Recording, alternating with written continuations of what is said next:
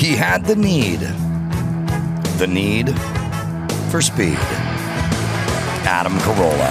Yeah, get it on. Got to get on. No choice but get on. Mandate. Get it on. Thanks for tuning in. Thanks for telling a friend. Love that about you, right, Gina Grad? That's right. Handball, Brian. It's going to blow your balls off. We will talk to Adam Ray and Matt Walsh soon. Everyone's back from our little vacation time. We had a vacation. Yes, I got hand surgery. I'll get you guys caught up on that. But I got to say, I'm excited. I saw Nancy Grace last night. Oh, did you? And she was discussing the Amber Heard, Johnny Depp, which just the verdict came in maybe a couple hours earlier. So she was on Hannity. And, all the luminaries, all the big names, all the treasures, the talents, the Nancy Graces, the DJ Khaled's, they have their moments. They never sink below a 7, but they have their moments. Like when DJ Khaled went on Hot Ones, he was the most blowhardy DJ. He was peak DJ Khaled. Yes. He was accusing the host of poisoning him, wanted him to try his tainted wings, explaining he wasn't quitting, even though as he was simultaneously quitting. He's quitting. He's not giving up. Also, he was explaining that he wouldn't tell his fans to jump off a roof or in front of a locomotive as if eating. Now, I did the show and I ate all the hot wings. Yeah, you survived. Lived to tell the tale. It's no big deal. Yeah. And we'll find that because that was his DJ Khaled, his DJ God. It was peak. Also, we never acknowledged how poisoning one's food is a form of assassination. You know what I mean? Like that is a real like a state of grandeur. Like I've been assassinated. This is an assassination attempt. My life. Yes, it suggests that we care. Also, you could argue also that when he got the commemorative guitar from the Bob Marley estate and he pulled it out. Well, that was good. As if it's like if you pulled out something with enough gusto, you could play it. Like, fans. Let me just get this harp out of this box quickly so I can get to it. But turns out he doesn't know how to play the guitar. What? That was very DJ Khaled-y. So, But he never admitted he didn't know how to play. He started playing, quote unquote. In his mind, he was playing the guitar. Plucking strings. Right. Oh, do you want to do the clip first? Yeah, we'll do the DJ Khaled clip. So this one's El Yucateco Caribbean Habanero. It's kind of got like a fruity flavor. Like if you thought these two were like kind of hot, which they're not. I don't know where. No, it's Texas hot. Pete hot sauce is like a nothing. I don't really like too much hot theories. Like I'm You don't say. Really? Yo, bro, is yours different than mine? No. If you want to switch, we could switch. I want to switch. No, There you go. Listen, and I'm gonna tell you something right now for all my fans. I promise you, if I stop, doesn't mean I gave up. That's exactly Yes, what it does. Yeah. By definition. I'm gonna teach you something today. Okay. Oh boy. Okay. We can't play ourselves. We can't play our health. We can't hurt ourselves. Says the morbidly See, that's the obese key. man who can't play a There's people that guitar. will do dumb shit, fuck around, hurt themselves trying to get to the what you call a victory. This shit ain't no victory to me, my brother. This shit ain't doing nothing but me but causing problems to me. What kind of sausage is that last one? Listen, Khaled, if it comes down to it, I'll eat your wings. Okay. What? This ain't the love I'm want to vibe with right here. All right, I'll eat your Right. wings. I'll eat your wings. Yeah, I'll do the questions. This shit too hot, bro. If you ran, I just want to be clear. I ain't give up because you kind of did. no. Let me tell you something. I don't encourage nobody to jump off a building and hurt themselves. That's how we don't do. It's like telling somebody. I'm not saying you saying this, but it's like trying to encourage somebody to do drugs, and this ain't good, bro. I've done it 9 times. I mean, the show's called Hot Ones. He's the douchebaggiest blowhardy. He can't hear himself talk, No. right? Don't Didn't play even yourself. Tell him what he was doing before he did it. It's called Hot Ones. Yeah, exactly. Oh, There should not be surprised. All right, so that's DJ Khaled in his most DJ Yeah. Khaled blowhardiest, sanctimonious ways. I'm gonna teach you something today. Yeah, about jumping off roofs. And taking care of your health. And also, people have no context. Like the guy hosts a show, he does it every week. why would he think this was dangerous, or how could it be dangerous? All right. Anyway, Avril Lavigne probably did it the fucking week earlier, DJ, and piled right through the wings. All right? But all right. But anyway, I saw Nancy Grace last night, and she was at her most Nancy Gracious. She almost swore. Yeah, so Nancy Gracious. let's just listen to her. She's mean. She's in no mood. She's loaded for bear. That's right. Well, as to the verdict that has just come down in the last hours, as I said at the get-go, it's like two wet cats in the barrel. The only question was, which one is going to crawl out on top of the other? In this case, Depp crawled out on top. And I can tell you another thing, Sean Hannity. It would be a cold day in HELL that I or would let my daughter stay in a relationship where somebody cavity searched me for drugs and raped me with a wine bottle. That's not going to happen. Bye-bye, out. But she didn't leave. Gotta wonder Better why. than a decanter. Right now, she has issued a statement. All right, I guess you don't have to rape at all. Nancy, let me interrupt you a second. Hold on, Nancy Grad. Yeah. Well, so now let me just make Now, sure I don't heard you you get right. me to swearing, Adam Carolla. right. HCAROLLA. Oh, let's see what you did there. Thank you. So you have a daughter. I do. I have a lovely set of twins. And you would want her violated with a wine bottle Were or you not? listening to a darn thing? I said, you need to take the cotton picking cotton out of your ears. I said, I do not want her raped and cavity searched. I would say, goodbye, let's go. Okay, everyone, get your bags. Okay, So, okay, but back to the wine bottle. Yeah. I do feel like, and I would never want my daughter raped with a wine bottle. Well, that's why you're a good father, Adam. But I would have, if they had to be raped by a wine bottle, I would have definite thoughts about which end of the wine bottle for me. Yeah, it's like if you're going to be part of the human centipede, you don't want to be, but That's if you're right. going You to don't be, want to be. please, number one. What please I am position hearing right now are two very sick individuals talking about raping women with the back end of wine bottles. No, I see. My point is, I go business end. If there is in fact one. Adam Carolla, is What's this a it called? confession? The bunt at the bottom. What is that called? The the divot at the notch. bottom. They call it the notch. Yeah, where you put your thumb to pour it. No, at the bottom. Yeah, the notch at the bottom where you can put your thumb in there to pour it. What we are hearing right now, everybody, is a notch? conversation between two alcoholics. There might be another word for it, but I've always heard it called the notch. Oh, I thought it was called the bunt or the. There is a bung in the wine bottle, in the bung. wine barrel. That's the pot. That's where you pop the. Oh yeah, not the bung. So you would put your thumb in that thing. It can be done. Well, I'm Yes, sommeliers will hold it. You know. Really? Yeah. Did not know that. What Called is a that? punt. A punt. That's what it was. I would have called it a bung or bunt. I'm gonna teach you something today. A punt. Are you two deviants Yeah, done I'm talking sorry. about So, raping like, with if the bunt I end of the held wine bottle? I held the punt.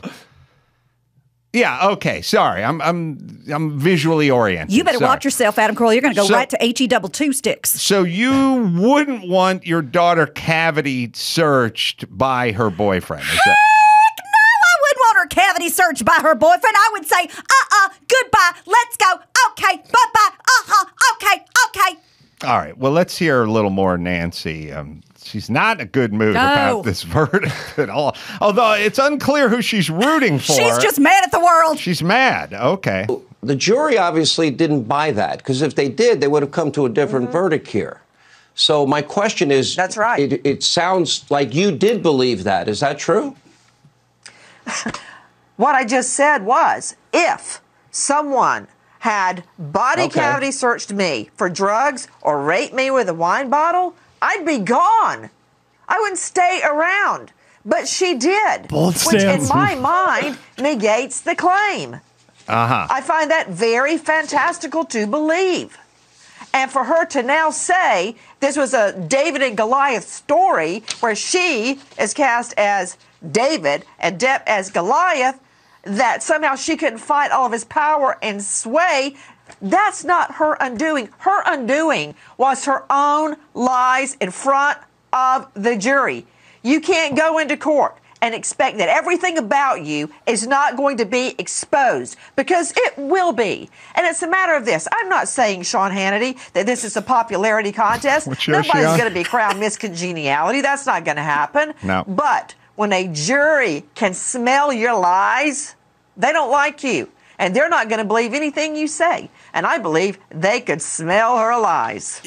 Gina, I'm not a lady, and I've never really done up my eyes, but is there a specific eyeliner that you could use that's called outrage? You know what I mean? Where you can. No, she has the eyeshadow, going up like. She already looks angry. Let me she teach looks you a little outraged. something. This is more of a brush situation as opposed to the liner. You're brushing it in a sort of Ursula-esque way from Little Mermaid, and if you brush it with a sweep up, you're going to get the outrage. Ursula. Because unfortunate souls. She'd already brushed her eyes into outrage. Yes, and eyebrows. Now, look, we make fun of the lady, but is there anyone you'd want standing behind you nodding her head while you were talking to somebody else? I want her in my corner every time. Like, even if I was, like, at a restaurant and I was like, this Salisbury steak's a little bit dry. Excuse me. Yes. Garçon. Is there a problem? Garçon. Hi. Have you ever eaten at this restaurant, or what do you do here? We obviously I eat before my shift when I work. Okay. Have you ever tried the steak? Yeah, it's one of my favorite items. I be lying or dying. That steak is bloody. It could walk right out of here on its own. Do you intend to kill this man today, Garçon? No, far from it. Then why would you serve him a bleeding cow that just walked on over and died on his plate? He asked for a rare. Thanks, Nancy. And also, I ordered a beer, and it was an IPA. It was on tap. It was just like an inch and a half of head on there. Oh, I mean, the glass seemed like it was about 2/3 full. See, I know what you're trying to do here, buddy. Well, that's right. I know they're trying to poison you and then steal your money. Okay, I don't pour the beers. I just go to the bar and get them. Oh, sure, pass the buck. That's what all you men do. You just kick the can down the road. Well, I'll tell you something, Garçon. We are not paying for this meal. In fact, we're going to take the whole damn restaurant by the time I'm done. I mean, I'll talk to my manager about that. Nancy was very upset. She was great. But couple of wet cats in a barrel. Yeah. And I guess Johnny came out on top, although I don't know if he's going to see any of that money. We'll see how that works. Well, we'll get to it in the news, but thanks to Nancy, because I had to listen to her podcast. She breaks down the compensation, and it's interesting, and I'm sure Gary will have something to say about it. My guess, but I have to ask you because I never heard her podcast, she's less histrionic on the podcast, a little more analytical. The difference between Nancy as a talking head on Hannity and Nancy talking to her fans on a podcast, it's like she's singing you lullabies. My guess is that she's an Omarosa type in that she knows when the cameras are on. You know what I mean? Said, she has a role to play and she gets it. I used to work at a battered women's shelter, and I'll tell you. And she never went above that tone. It was interesting, and it made me think of this. I was watching Norm Macdonald's last stand-up special on Netflix. Well, it all depends on who you are, when you were born, and what your cadence is, which is, it's essentially just say it was great. Him doing stand-up, sitting down with no audience in a recording studio. And it would essentially be like if I took every observation I ever had and every story and just put it on Post-it notes all on a back wall behind the camera. And then I just sat here and we just filmed me going over every single comedic idea I've ever had. And his was funny, but so it's like, it's kind of interesting. So if you compare it to Cat Williams just did his stand-up special on Netflix, and he came out there and it was all energy. The showman. But not a lot of verbiage. Right. And you'd watch the first 10 minutes and not even really know what he was saying. He was just strutting around the stage and prowling the stage and whatever. This would be the exact opposite of that. This is Norm just sort of looking into the camera. And then you have to figure out when to laugh because there is no audience there to prompt it. But if was it kind of audiobookish? Kind of audiobookish, but if you're kind of a fan of Norm's and you're more of a wordsmith, jokesmith, then you might find it as I don't know, it'd be like, sort of like taking, let's see, trying to think of, like if you took the biggest rock song on the planet, like if you took Like, we are the champions. Won't get fooled again by the okay. Who, or we are the champions. And then you just sat one guy down with an acoustic guitar, and he did it. That's a good point. You would appreciate it. And then you would also find the nuance in it and maybe look at it differently. You still kind of wish they had the smoke pods and the drum kit and the horn section. The pyrotechnics. You'd kind of go, I think I'd enjoy a version of this with everyone on stage. But you'll watch it and go like, yeah, I get that there's a technical part of it, and I can see more how the jokes are structured and more how the nuance of it. And it's, quite frankly, look, you want to see Norm Macdonald do stand-up one more time while he's sitting down. That's the way to do it. But it's interesting if you're into the technical aspect of joke writing versus a lot of the other get her done or just the physicality that goes along with some comedians and that kind of stuff. I found it enjoyable. Seems like almost a workshop in a way. Yeah, like I would say if you were a young comedian, you should watch it to understand how a joke is structured and created. And then the opposite of that was saw Top Gun. Oh yeah. God. Yeah, that was good. Did you watch it? I saw it. I saw it last Friday. We went to Mammoth and we almost saw it again there. We can't stop talking about it. I'm obsessed with it. Everyone wants to see it again. And I'm not. I know I'm prone to hyperbole. I fucking love this movie. Wow. It had everything. Did you love the first one? Yeah, but I personally don't believe that it relied completely on nostalgia. It wasn't just like, pulling old stuff out of a hat. I thought it had a lot of heart. I thought it had some jokes. The dog fighting was incredible. Yeah. A couple of, we'll call them cameos in case people don't know by now, that were awesome. And I thought it was not tongue-in-cheek. I thought it was really great. Yeah, his aerial coordinator is going to be on the show tomorrow, so we can line up a lot of questions for him. There better be a fucking 5-star Baldywood. I was going to say, do we have time for Baldywood tomorrow? Well, maybe we'll squeeze it in. I saw it too, and it's a good movie. Chris is out for his honeymoon, not his bachelor party. And so it was interesting because last time I talked to Cruz, maybe the only time I talked to Cruz. When he came with cupcakes with his mom? Yeah, over to Jimmy's house. We both love airplanes, and we love the P-51 Mustang, which is an amazing plane.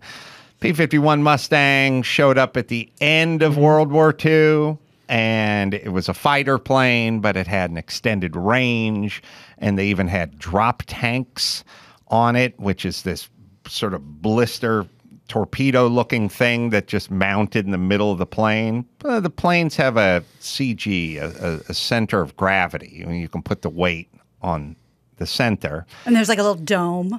No, the dome, this Mustangs are just a single pilot. Oh. The dome you're thinking of is like ball turret stuff, right. Or the fighter, the bombers they would escort. So what they would do is, so the old fighter planes didn't have the range to do the escort. So they couldn't go all the way over the German factory. They'd have to come home because they'd be running out of gas. And then they would leave the vulnerable big B-28s or whatever their B-24s are flying over there, Memphis Belle, that kind of stuff, cast a crew of 11 or whatever, ball turret gunners and stuff. They'd leave them alone. They didn't have wingmen anymore. So then they invented the P-51 Mustang, which was a faster airplane, and they put the belly tank, which was a drop tank, and they put an extra 150 gallons in the belly tank, and they'd extend it. And when they ran out of the belly, they just drop it. They didn't need it anymore. Probably couldn't do that today. Probably have some environmental crew pretty pissed off about it. Look down on that. It's biodegradable. Later on, this is what we used to do in this country. Later on, a whole bunch of hot rodders. So all this stuff these were all California guys, these hot rodders and these pilots, and the planes were built out here. So the Mustangs with the extended belly tanks could cover the extra ground. They were fast, and they could fight the Luftwaffe off with their Messerschmitts and Stukas and stuff like that, and keep them off of the bombers. Tom Cruise has a P-51 Mustang. Of course he does. And I said to him when I was at Jimmy's, that's a kind of hairy plane to just get into alone because it's a full 40s fighter. And those things aren't easy. You know, that's no Cessna. And then, of course, you don't have a flight instructor who can take over the yoke, you know, take it over for you. That's kind of when do you solo in a P-51 Mustang? That's a lot, you know. And he said, I have one of the few that was done in a trainer configuration. Oh, like when the driver's ed, they have the brake on their side. They have you stacked. Yeah. I think the pilot would sit in the back, ironically, or in the front. I can't remember. And you got your own yoke and you got your own stuff, and you sit in tandem, one in front of the other. At the end, don't want to give away too much, but they both got into the P-51 Mustang and went off into the sunset. That was a tandem. Was that his? He loaned it out? I'm guessing that was his It's a write-off, baby. Because they only would make a few trainers. Right. And then many more single-seat examples to go fight in the theater in Europe. So the trainer is a pretty rare plane featured in the movie. Wow. I think that was Cruise's personal P-51 Mustang. Just put it over the top for me. Yeah.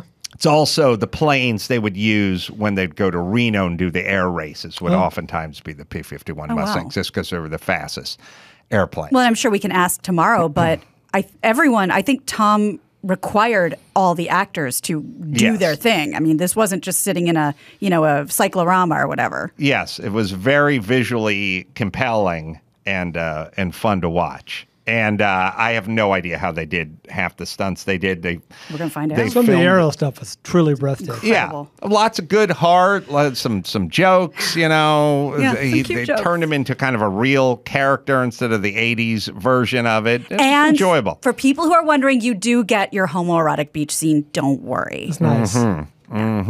Could you spend 5 minutes talking about your hand? Yes, I got my hand surgery. Look, you straightened out your fingers for the first time in years. I know. It was about a 2.5-hour surgery. It was a little bit long. Were you out? Oh, yeah. Was your underwear on?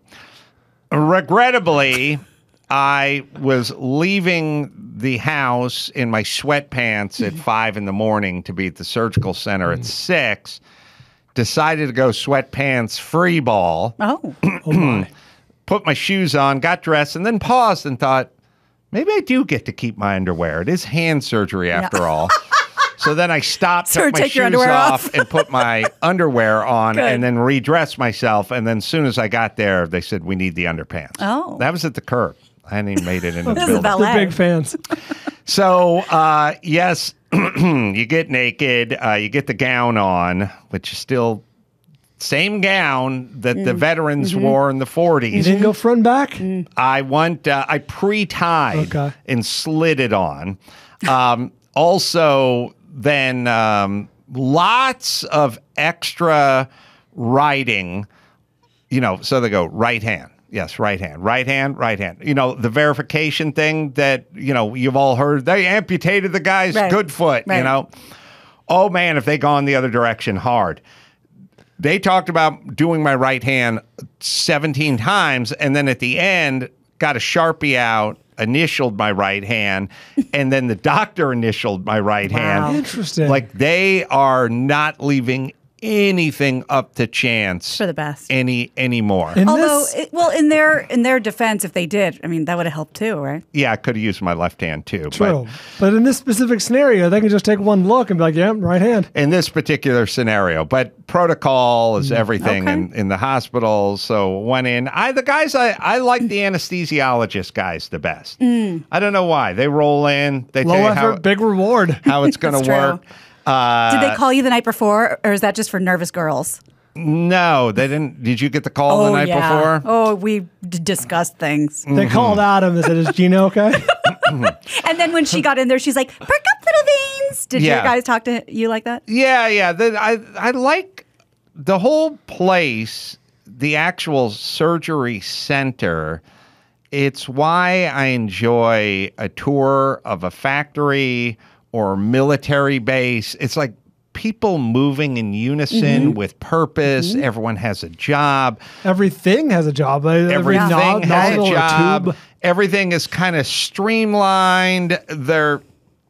Everything, like, just when they're drawing blood and they're putting the tape on and the tape's pre-cut and they got the little kit and it's just like it's all very efficient versus, that I guess it's why a homeless encampment is so depressing. It's like a lot of people with a load in their pants walking in a circle, not exactly sure where they are. This is the opposite. It's like everyone walks with purpose. Everyone's got their job. Everyone is doing their job.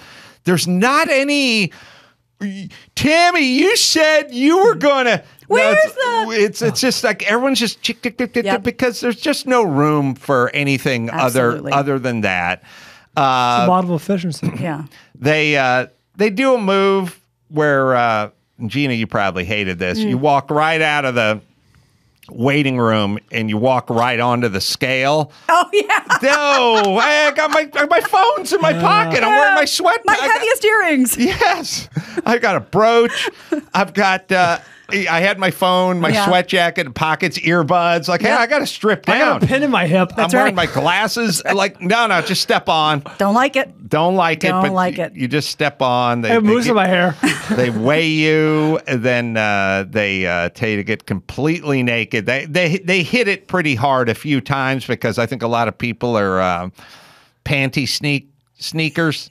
They sneak their. I think what happens is they go, look, you're getting hand surgery.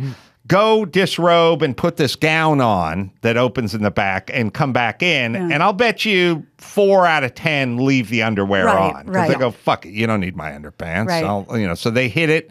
They hit it hard. Who told us? Was it in here that someone said the reason they do that? Yes. I remember the that. elastic band could catch fire. That was me. Oh, no. That's what happened. When I had my hand surgery on my other hand about 20 years ago, I said, look, when I go under, I like the peace of mind of knowing I'm wearing underpants. And they're like, we need those underpants. And I'm like, my hand is stretched out as far as it can get from my groin. What's the danger? Could catch on fire. Elastic. And then I always go, all right, give me the waiver. I will sign this waiver that I will not hold you accountable if my underpants go up in flames. And they're like, we don't have one of those waivers. Give us your underpants.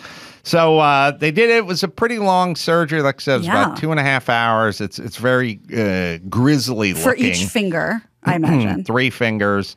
They do a lot of stuff. The hand is grisly looking. Because they can't, they don't make a straight incision. They make a zigzaggy shark tooth kind of incision. Okay. And so it's a lot of stitches and it's a mess. But they straightened it out, then they taped it up, and I was on my way. Sore? It feels numb, but it's fine. Even now. They probably put a nerve blocker in. I meant now. Sorry. Yeah. It feels like my fingers are asleep. But I got the cast off earlier today and did the splint. Yeah. Speaking of that, I don't know why I was thinking about this with the shark, and you can find it, Emmy. I think a great white shark attacked a seal in a bay. Breaking news. On the East Coast. Can't believe I don't have it. Over the weekend. And it was it didn't really show a lot of official particulars. I just saw it on the news, great white. And all the women were on the shore, and they're all cheering for the seal. And sharks gotta eat. One of them yelled, "Run." To the seal? That's good. It's like waving at Stevie Wonder. And I do know we always want the seal. Yeah. Hey, over here. Hey. Yeah, 4-way stop, Stevie. Go ahead. You go. No, you all right, go. That's ridiculous. They yelled. One of them yelled, "Run," which I liked. But it struck me we're always rooting for the seal. Yeah. But they're just all of God's creatures, and I'm sorry, but sharks eat seals, and they got to live too. Yeah. And they have youngin to tend to and everything. But they're not cute. I know. That's the real crime. That's the real crime. Yeah. But we can. I don't know who I don't know who I like more: the chick yelling "Run" to the seal, or when that crazy Asian doctor was pulled off the plane after being told he had to leave for a half hour, the woman who yelled, "What's happening?" I can't remember which one I'd like to date. We'll play you the clip. And it's like in Nantucket or something? Legit joking. Oh no! Oh my god, you can see the blood! Yeah, that's what happens. You ever gotten bit before? Oh my god! Wow, there's blood there. Oh. There is a pool of blood. Yes, in Nantucket. Yeah, you can hear at some point she'll yell run to the seal. It's nature, baby. Yeah. I love nature, especially the more man-made catastrophes, school shootings, workplace shootings, general violence among humans, the more I'm into tsunamis and great white sharks attacking seals. I just want to get back to the natural form of death. All right, we'll see if we can find that. Let me tell you about Simply Safe. Amy's a chronic sleepwalker who lives near a four-way highway. A few months ago, she sleepwalked, I should say, right out the front door, but Simply Safe. Well, they have an entry sensor on the front door, and it triggered the 95 decibel siren in the base station. It woke her up before she wandered out in the street. Amy says Simply Safe saved her life, and I believe her. This is a great company who makes a great device, and you can order all the different sensors depending on what you need for your home or your apartment, backed by the best 24/7 professional monitoring in the business. Less than $1 a day, no long-term contract. Try it for 60 days, risk-free. See if you like it. Customize the perfect system for your home in just a few minutes at simplysafe.com/Adam. Go today and you can try it out. And by the way, you can get a free indoor security camera plus 20% off interactive monitoring at simplysafe.com/Adam. All right, Emmy, see if we can find her yelling run about the seal. And we'll take a quick break. Adam Ray is going to be joining us. We'll do that right after this. It's time to check Adam's voicemail. Hey, Adam. Just thought of something to add to your list of things to do before you die. Like jump off a cliff with a knife in your teeth. Hail a cab. Get into the back seat. Look out the window, kind of brooding. And when the guy says, "Where to?" you say, "Just drive." Thanks. Love the show. Woof, woof. You can leave us a message at 888-634-1744. Brian, you've been watching Sports Center. Yeah, here and there. Well, what's up? They had the female lacrosse championships. And let me explain something. How could you miss that? There's certain sports that are just more enjoyable in the male version, like basketball is a lot more enjoyable. Highlights. Sure. But not so much softball or baseball. You can enjoy the female version of that, highlights version. Lacrosse, no highlights, male or female. It's simply people standing in front of them. It's really hard to see what's going on. And also, they bounce it in. Yeah. The poor chick who's goaltending, like they scored 29 goals against her. Like she didn't stand a chance. How do you even goaltend in lacrosse? I've never get lucky or be fat. Seen one successfully fended off. They just stand in front. The person like spins around. They go, "Oh, he's made the top 10," and it's a chick running with a stick, and then she turns and just bounces it in, and it skips in, and everyone goes nuts. There's nothing watchable. I get it. It's East Coast. It's big over there. Jim Brown would have been the best player of all time. I get it. I don't want to watch it. You nailed it when you said nothing watchable, because I have no doubt that it involves a lot of skill that I could never master. Extremely difficult to enjoy on the screen. Maybe if you're there, maybe you're down low on field level. You have to have a kid who's on that field. Otherwise, there's just no highlights. There's nothing exciting. There's just nothing. I'm sure it's the greatest workout ever because it's just chicks running while they're angry. With like butterfly catchers. You burn more calories angry running than you do happy running. And this is angry running. But then you stand 4 feet in front of the goal. The poor chick standing in front of it's got nothing. She's not all padded up like hockey. Like hockey, they're making saves. They're doing the splits. They're sliding, stick saves, glove saves. This is just standing, pap. Hoping to get lucky or get hit. Does the goaltender have a stick? Gina. I think I've never seen. it'd just be like if I took a tennis ball and I told you, stand in front of the open garage. And then I just stood 4 feet in front of you and went, hey, ho, hey, ha! And just bounced it in. And then I went nuts. Then the celebration. You scored 29 times a game. You don't need to celebrate that much. That sucks. That's the triple hat trick. Just don't need it. Don't need to see any lacrosse highlights. I don't know why I would ever bring this up until now, but you remember I showed you the video of my cousin competing on the game show Yoshi's Castle or Wipeout, whatever it was. My cousin Deborah. Her son is now a high school senior at Carolla High School in the Bay Area, and he not only finished as team MVP for lacrosse, league MVP for lacrosse, obviously. They inducted him into the Hall of Fame as a senior. Wow! Don't you have to wait like 5 years? What the hell's going on? No clue. Yeah, there's no protocol in lacrosse. No shame. We have the shark video where the woman is yelling for the shark, for the seal to go, and then to run. I spoke it into existence. There it is. Yeah. There it is. Oh, shit. Get that on video. Oh, that's a thresher. That's a thresher. They're scared away. Why can't the shark eat again? Have a real complicated relationship with sharks. Yep.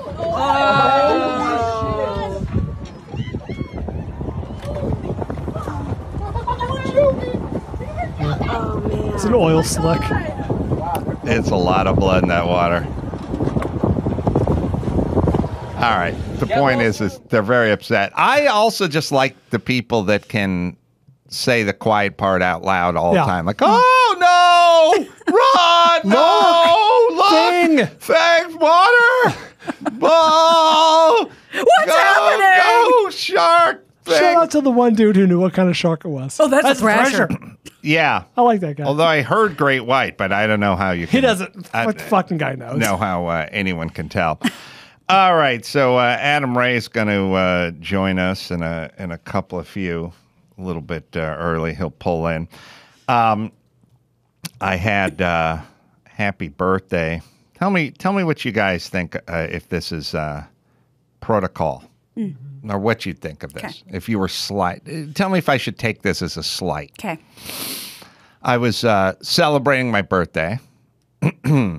I was eating on one of those wine trains where you go on the train and they have the wine and the preset menu and everything. Hell yeah. Where were you? It was awesome. In Napa. Fuck yeah. Beautiful. The wine train. The wine train. That was a big part of my wedding weekend. People took the wine train. It was awesome. And at some point, it was pointed out to our female waitress that was my birthday. So she handed me a small dessert with a lit candle in it. Oh, nice. And said, hang on to this. It's your birthday. I said, okay. And then proceeded to walk about another 15 or 20 feet to the back of the train where she handed the same dessert with the candle in it to a couple who was at the end. And then she sung happy birthday to them in the back of the train. And I'm just watching the candle melt onto my dessert. And then as she was walking past me, she went, oh, you heard me, right? No. Wow. Yes. Wow. I got to drive by. Yeah, happy birthday you got song. birthday shrapnel. Yeah, it wasn't even I was sloppy fragged. seconds. I know. She was 18 feet away singing to another couple. And I guess someone she liked more than me. That's all I can. Better tippers. I didn't want to blow the candle out because I thought she was going to make the stop at my table. Wow. She walked right by and said, you heard that, right? We're good? Holy crap. Yeah. That makes me very uncomfortable. You got secondhand birthday smoke. I was amused by it, but I also thought a party must love the efficiency. I always at least finish the job. There's always the part where this is at the end of the train ride, and this is the taste in your mouth. The tip is going to. That's right. This is the part where you decide on the tip. Not sure why you wouldn't want to just for the tip. Yeah. I liked it because I just liked the pageantry of the non-pageantry. I didn't want her to stop and do it at my table anyway, but I'd never seen it where somebody did happy birthday at a table 4 tables over and went, you heard that, right? Can you imagine that at a restaurant? It's not a thing. It doesn't happen. It's never happened. That's crazy. Where else did you go? And where does it stop, by the way? Does it stop with mariachi bands who played another table and then come by and want a tip because you could hear their giant guitar? Oh, I think we're already there. You think we're there? Yeah, with that, yeah. But this is very personal. Yes. This is like happy birthday, bon anniversario, whatever you're doing there. And you were just supposed to like glom onto theirs and sitting there with your little party hat and your lit candle. How sad. I know. And I would have had I known this is how we were going to structure it, I would have blown the candle out and got down to the dessert. But I was waiting dutifully because for your song. But there's already been a waitress who's gone on Twitter and said you and Tim Allen are bad tippers. You want her to be able to corroborate this with another waitress? Yes, that's right. Come on, tease me. Where else did you go now? Where'd you stay? Went down. Didn't stay in Napa. Went down the main road where the French Laundry was. You're across the street from the wedding venue. You probably forgot. He doesn't know that. Yeah. No, right there in Yountville on Washington Boulevard. There's another train station there or something. Then there's the French Laundry, which has the garden on the other side of the street where they grow all their own vegetables. You're into tsunami and nature. You must love the vegetable garden. It's huge. I love. They grow their own produce. They grow their own produce. Why not? Good for them. I want to live in that world. I don't get why we can't get there. I don't get why there's not a roof garden on every bistro in America or whatever. But it's just we can't get there. But when you see it, you go, "Oh, I love it." Yeah, like it's great. It is. I don't know. 3-5 acres just on the other side of the street. Better than the restaurant. They got all the rows. They got all the stuff, you want there. There's like a Oaxacan place or something. There's a Spanish style, I'll just say Mexican food place that one of the guys who worked at the French Laundry like broke off and started his own place. I mean, it's glorious. It's what we could be when we're at our best. Just enjoying. It's beautiful. It's the combo of architecture, tidiness. There's a courtesy, like you can cross the street freely. There is a protocol, a courtesy, I'm going to enjoy being alive. Yeah. That's the only reason we're here. Nobody needs to be here. Yeah. Nobody has to be here. We're only here because we would like to enjoy our lives while we're on this planet. And, it's like the more of that stuff you can do, by the way, the more balance you can get. Because when you turn on the news, it's just, it's another shooting and another tragedy and more homelessness or whatever. It's really a time capsule. Got to put some of that into your life. Yeah. All right. So we got Adam, who should be showing up any second now. You can, I was looking up, Emmy, you can look it up, but I was looking up Rotten Tomatoes score. And I always like it once in a while. It was like new movies out, Rotten Tomatoes score. Whenever you pass a 100, you can always stop and you'll know.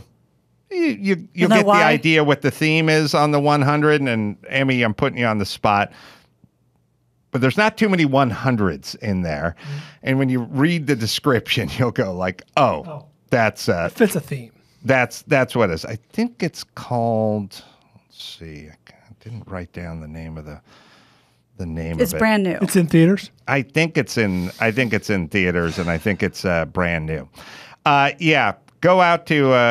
to Napa. I think Nancy Pelosi's husband got pulled over in Napa that same weekend. Something like that?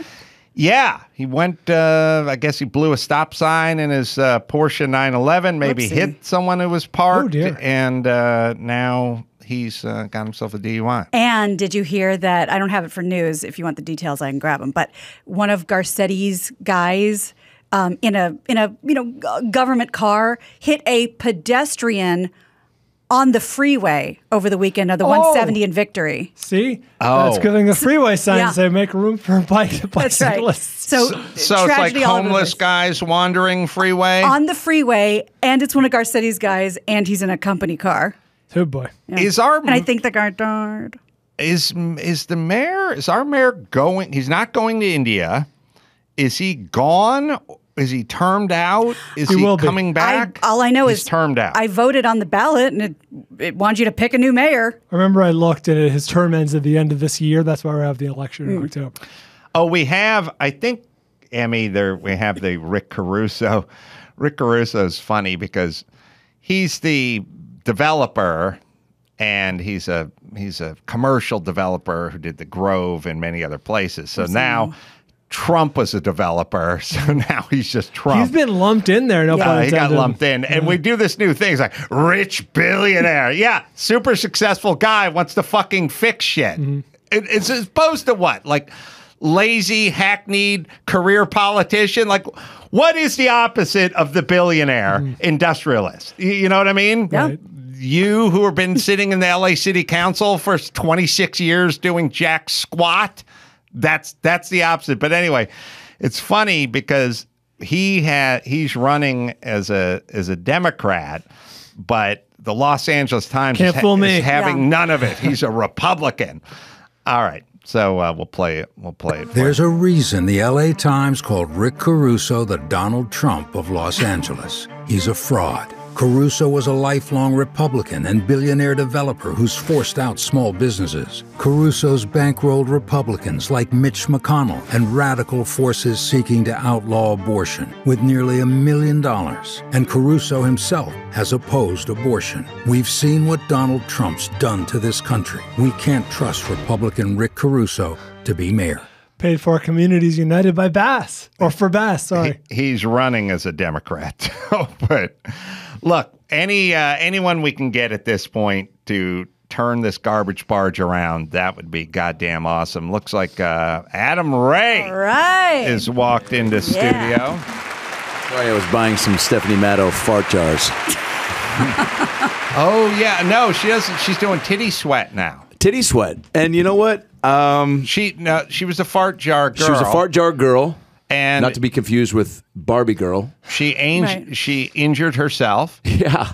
Trying to fulfill. Trying to do her... Too much demand. Just fulfill. It's called due diligence. Yeah. You go half speed. That's how being an entrepreneur is... You go half speed. That's how you that's when you get hurt. That's Yeah. right. Now she's doing titty sweat. Which is, I think, easier on the body. I miss my calling. Yeah. No. That's no longer an option. There's still time. No kidding. Yeah. So it's one of those things where, women always complaining, like, we get 77 cents to the man's hour. But I thought you were going to say, women are always complaining, what do I do with all these farts? You sound like the beginning of the infomercial. And then she comes on and goes, hi, guys, I'm Stephanie Matto.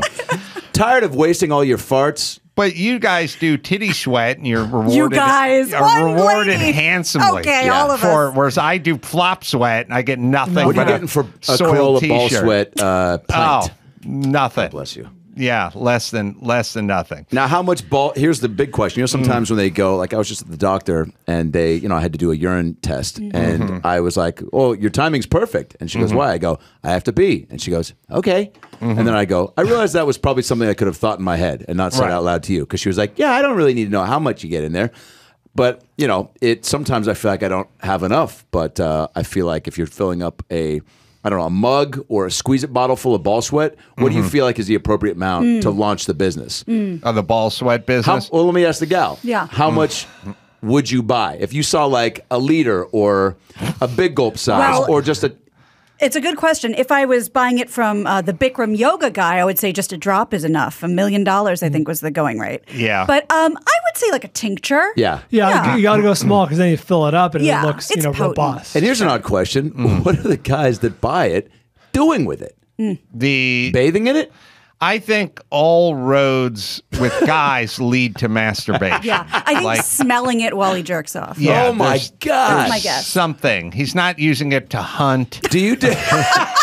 Keep the deer away. Yeah, exactly. Put it around his campsite. Yeah, he doesn't put it in his pepper spray bottle and use that to fend off burglars. Maybe, look, there's a strong pheromone component here. I'll bet if I put some hot chick titty sweat on me and went out clubbing. That's a new Axe body spray. What if we found out that's what they use in Axe body spray? That's right.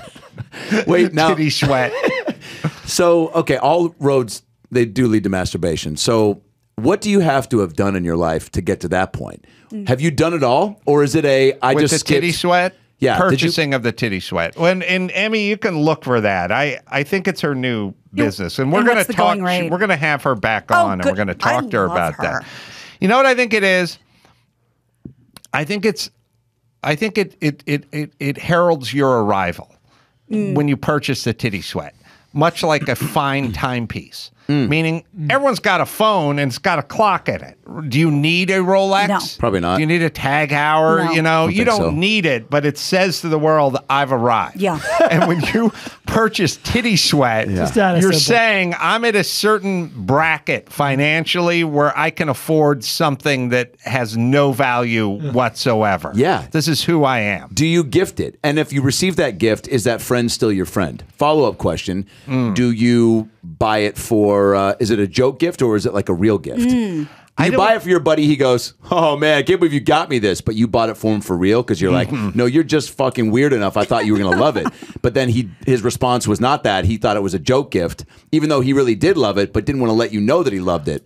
When I was 19 for my birthday, someone got me, don't buy poor people joke gifts because they need a real gift certificate. They all just go, give me cash, man. You got the receipt for this? Fucking $40 a claim jumper, wherever. Like, I got to eat.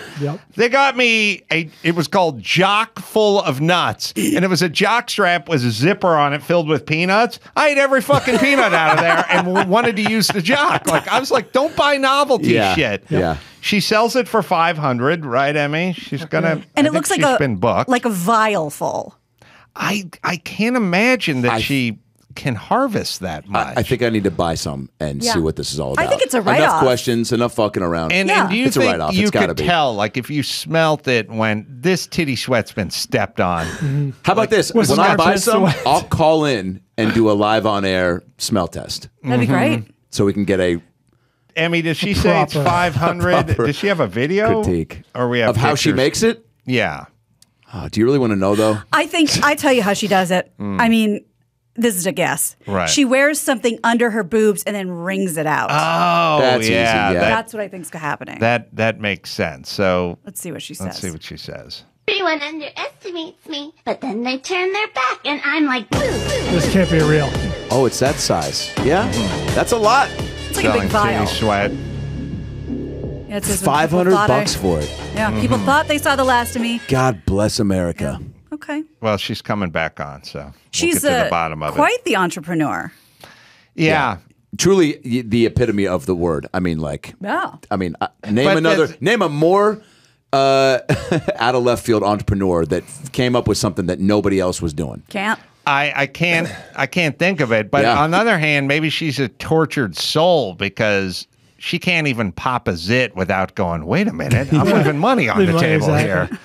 Blows her nose. Don King. Before she throws it away, she'll single teardrop. Every blemish and juice-filled hole is just ready to be capitalized on. I got some sutures that are ready to come out if anyone's interested. Yeah. There's evidently, Why don't you open with that? There's some Sure. street value to almost anything that comes off a hot chick. Okay. We're That's in this the way day we and age, roll. I think, where it's like anytime you think like, oh, that's so fucking weird or that's gross, it's like, dude, no. Somebody out there loves that. To your point, I'm watching a lot of Dateline lately. And, you know, it was your regular murder and your Keith Morrison, or was he? The whole vibe.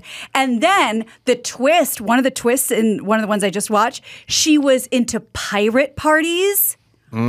Are you aware that there are pirate parties? No. That you dress up like Yeah, a I'm a pirate? 5-year-old. I'm aware of it. No, they're like Hold that sex thought. parties. You pretend to be a pirate. There's daggers. You hold daggers to people while you have sex with them. Whoa. And there's a whole pirate party in the Pacific Northwest, Adam Ray, because My I think they hometown? were in. Somebody called George, my stepdad. If he's a part of this, I think they were in Oregon, so close enough. thank God.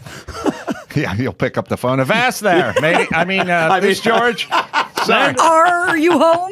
Well, the way to answer the phone in the olden days, Ahoy, ahoy. Ahoy, there you ahoy. go. That's right. Well, I think if you wanted, Gene, if you want to get rid of the stupid cockamamie themes to parties, you could just go, this is called wear your sweatpants, get blown party, and every guy would just show up. Yeah. They show up with the theme because the theme is a softer landing for the women. It makes dilutes it a little. feels like they're doing something that's not just a pure sex trade Like a thing. gangbang. And That's why the masks became a thing for like those eyes wide shut because it was just like, what if we can't see each other for a second? And then obviously we'll just drop the masks and everybody will bang each other. But but if you I'm assuming. Well, this is why. Here's an interesting story. So, when you have heterosexual sex, then you have to have the eyes wide shut thing or the pirate party or whatever it is. When it's two dudes in charge, thus the glory hole. You know what I mean? Like we just go, we'll fuck in the bathroom stall. Yeah. Like that's what we'll do. We've eliminated all the pretense and the pomp and circumstance and all of it. It's two dudes deciding how fast to fuck. Yes. And that now we've eliminated everything. So I'll bet you in the gay realm, while they do have themes, I'll bet you there's much less of the thematic party and more just, that's called my futon. Yeah. It's on the floor. Let's go. You're right. Unless we're talking about the white party in Palm Springs, I can't think of a gay-themed sex party that I've ever heard of. Well, Matt Walsh from the Daily Wire is calling in. So Perfect. We can ask Maybe he him. has the answer. He'll have all the answers speaking on the of gay theme. realm, is that what? Yeah. We'll talk to him in a second. First, I'll tell you about LifeLock celebrations for dads and grads. Well, they're perfect for the e-card scammers. Clicking a fake e-card could install malware, pop-up ads, or steal your info. It's important to understand how cybercrime and identity theft are affecting our lives. Your personal info gets exposed so often. It's easy for cyber criminals to steal your identity. Protecting your identity can be easy with LifeLock by Norton. LifeLock detects and alerts you to potential identity threats you may not spot on your own, like crimes committed by thieves pretending to be you. If you become a victim of identity theft, a dedicated U.S.-based restoration specialist will work to fix it. It's LifeLock. Right, Dawson? No one can prevent all identity theft or monitor all transactions at all businesses, but you can keep what's yours with LifeLock by Norton. Join now and save up to 25% off your first year with promo code ADAM. Call 1-800-LifeLock or head to LifeLock.com. Use promo code ADAM for 25% off. Adam Ray is going to hang out with us. We'll talk to Matt Walsh right after this.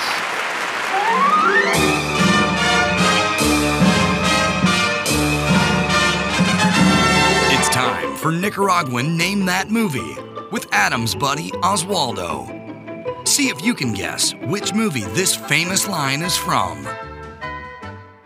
If you want to last longer than a week, you give me a blue job. Fear get you using the money that I make you I swallowed. If you said Showgirls. If you want to last longer than a week, you give me a blowjob. First I get you used to the money, then I make you swallow. You're correct. Now, back to the show.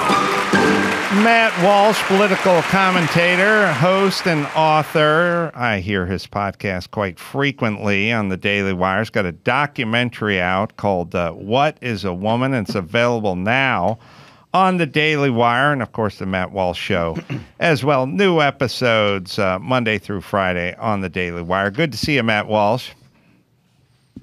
Hey, thanks for having me.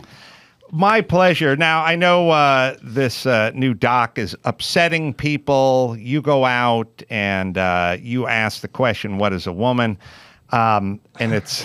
I can see the controversy. It's very controversial now. I know you guys had I think you had a launch party last night or the other night, and did it get hacked into, or what was the scuttlebutt? Yeah, there was a cyber attack. There was I learned what a DDoS attack is, which I'd never heard of before, and I still don't quite understand it. But basically, there was something that happened behind the scenes to kind of flood the servers to try to kick people out of the premiere. We still had a record-breaking premiere for our company and a lot of subscribers and everything. So they weren't. It kind of backfires because all they did was make it into more of a story, which gives us more of an excuse to talk about it. And so I think in the end, it kind of works out for us. Nice. Did, and I know you even went to Africa to talk to tribesmen and ask them what a woman was. Can you share that experience? Yeah, well, we went, first of all, we went all around the country talking to, so-called experts, professors, pediatricians, scientists, and so on, gender-affirming therapists about this issue of gender ideology, and couldn't get an answer from anybody in America, no matter where we went. So finally we decided we got to go somewhere else, like outside of the Western bubble. We went all the way to Kenya. We went down into the African bush, down into the wilderness. We found the Maasai tribe down there, very kind of traditional tribe. They live in huts made out of cow dung, and they don't have electricity or any of that kind of stuff. And you can't get any further outside of the Western bubble than that. And we talked to them about their own notions of gender, and I told them what's going on over here and what people's ideas are here about gender. And these days in America we have women with penises and all the rest of it, and they were quite scandalized to learn this and shocked and horrified. But it was also, I think it was kind of interesting just to see, because when you live every day with gender ideology, sometimes it becomes kind of normalized. But then when you go to someone who doesn't have this framework at all, and you try to explain to them what's happening here, it kind of reveals the total abject absurdity of it. So it's pretty interesting. What percentage of people who buy into this nonsense are simply scared? So you had recently COVID, and you had to buy into everything, otherwise you'd be ostracized. I don't know. Look, I was just in Napa. I saw the French Laundry. Our governor, Gavin Newsom, who we're still under emergency orders, was there with 26 of his closest friends and no mask. Now, he's not scared of COVID, but there are optics. And I feel like most people are being pushed by optics. Black Lives Matter turned out to be complete crock and a bust. But most people are scared of Black Lives Matter. They're scared of COVID and getting on the wrong side of that. They're scared of this whole gender thing that most people don't answer just because they're frightened, because I feel like we've had our society hijacked by a very small minority of fucking lunatics. And for some reason, they're marching at the front of the parade, and we all have to follow them over a cliff into the abyss. And if you step up and go, this is patently insane, I'm not doing this, whether it's Black Lives Matter, COVID, or now all the transgendered stuff, you may be deplatformed or lose your job. How many people are just scared versus actually buy into this nonsense? Yeah, amen to all that, first of all. I think that's exactly right. What we encountered the most was we encountered a lot of fear. There's kind of fear and anger. And the fear was mostly from the average people on the street, because everywhere that we went, if we were talking, we had an interview with a doctor, a professor or something, we would, after or before the interview, go out onto the street and just try to talk to average people walking around. And what we found there is exactly that. People were very afraid. There was a lot of confusion. There did seem to be some very real, genuine confusion, which is depressing in and of itself. But even more than that, people were terrified to talk about this. I mean, we would just try to stop people and say, "Hey, we're doing this documentary talking about gender," and people will usually stop to talk to us. But then once they see where the questions are going, that we had plenty of people that said, they told us, I can't talk about this on camera. I'll lose my job. I'll lose all my friends. All this kind of stuff. We had that kind of conversation over and over again with people. So there's a whole lot of fear. The anger really came from the so-called experts, the people who are actually pushing this stuff.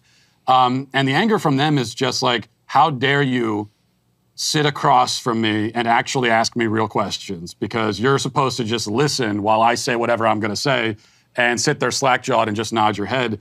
If you actually ask them, if you express any skepticism at all, it doesn't have to be a tough question, just any question at all, and they start to get very defensive. And that's what we discovered in the film. It didn't take much to make those kinds of people flustered and angry and storming out of the room and everything. When you said you asked all the people in America what a woman was, and you didn't get, nobody could answer, what did they give an answer? It just wasn't like the answer you were looking for, and then you went to Kenya, or was it just, did they just go no comment?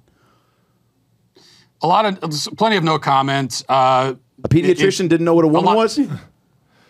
Correct. A lot of non-answers. So the pediatrician you'll see in the film, when we get to that question with her, she says, I ask her what's a woman, and I think she says something like, well, it's a constellation. It's different things to different people. Like, what the hell does that even mean? The one answer, like quote unquote answer we got a lot, including from a women's studies professor. So this is what he does, like is women's studies, and women's right there in the title of his job. And so I said, well, what is that? What are you studying? Women's studies. And he said, well, a woman is anyone who identifies as a woman. Well, what are they identifying as? It's like, that doesn't make any sense. It's like saying a tree is anything that is a tree. Like, okay, you haven't told me anything about trees. I still don't know what a tree is. So there was a lot of that, these circular kinds of definitions. And you try to unravel it as best you can, but it's just, it's a very hard nut to crack. Did you ask any kids? Like my nephew, who's 7, is definitely a member of the Kids Say the Darndest Things tribe. Like my friend Brad, who's a little person, when he met him, he asked Brad what happened. And Brad said, I didn't eat my vegetables, which was very funny. But he had no filter, and I feel like a kid would give a good response to, could actually maybe even articulate more what a woman is, more so than a pediatrician. I like kindergarten cop. Great answer. Thank you. There you go. It's true, but the problem, kindergarten cop is a good example, but the problem is like what they're telling kids in kindergarten these days. I mean, you should be able to get just the innocent, childlike, simple, correct response, but so many children they're being told at an age when they couldn't possibly have the psychological capacity to sort through the nonsense and be skeptical. They're being told that, basically men and women don't exist and it's all arbitrary and subjective and everything else. So we didn't actually talk to any kids. And one of the reasons is that I didn't want to be responsible for introducing this concept to little kids, because I think that they should be, innocent and allowed to live their lives free of this. Yeah. But I think that's one of the problems, is that even kids, especially kids actually, are having this stuff imposed on them. What would you tell, sorry, last question. What would you tell a kid? I've famously said on this show many a times, when I was a fat kid, I was teased with names such as Jello Jiggler and Penis and Tits Kid. So how would you, if you're a kid in 1995. You were ahead of the game, man. Yeah. What's that? You were ahead I was ahead of the game. Like how, some of these kids, were really just, identifying. Yeah. I mean, they were basically saying I had both. Hey, there's no question in that. He just wanted to say that he was called Penis and Tits Kid when he was in the 9th Which grade. is our favorite on the vanguard. But I have a bigger, more complex question, which is, I don't believe things kind of exist in a bubble. I think there's a kind of a end game to a lot of stuff. And I've always believed that if you can convince, the most basic thing a society has is basically men and women. Like you can say, well, Democrat, Republican, or you can say Steelers fan, Ravens fan, or whatever it is, or I like cold cereal, I like hot cereal, but at its essence, male, female. And if we can't agree on that, then everything is up for grabs. In my way of looking at it, we could argue about anything at this point. On the table for discussion. It's all on the table, and I think there's an end game, which is everything has to be on the table, and this is a good way to get there. But is there something nefarious afoot that you've sussed out, or are we just nuts and bored?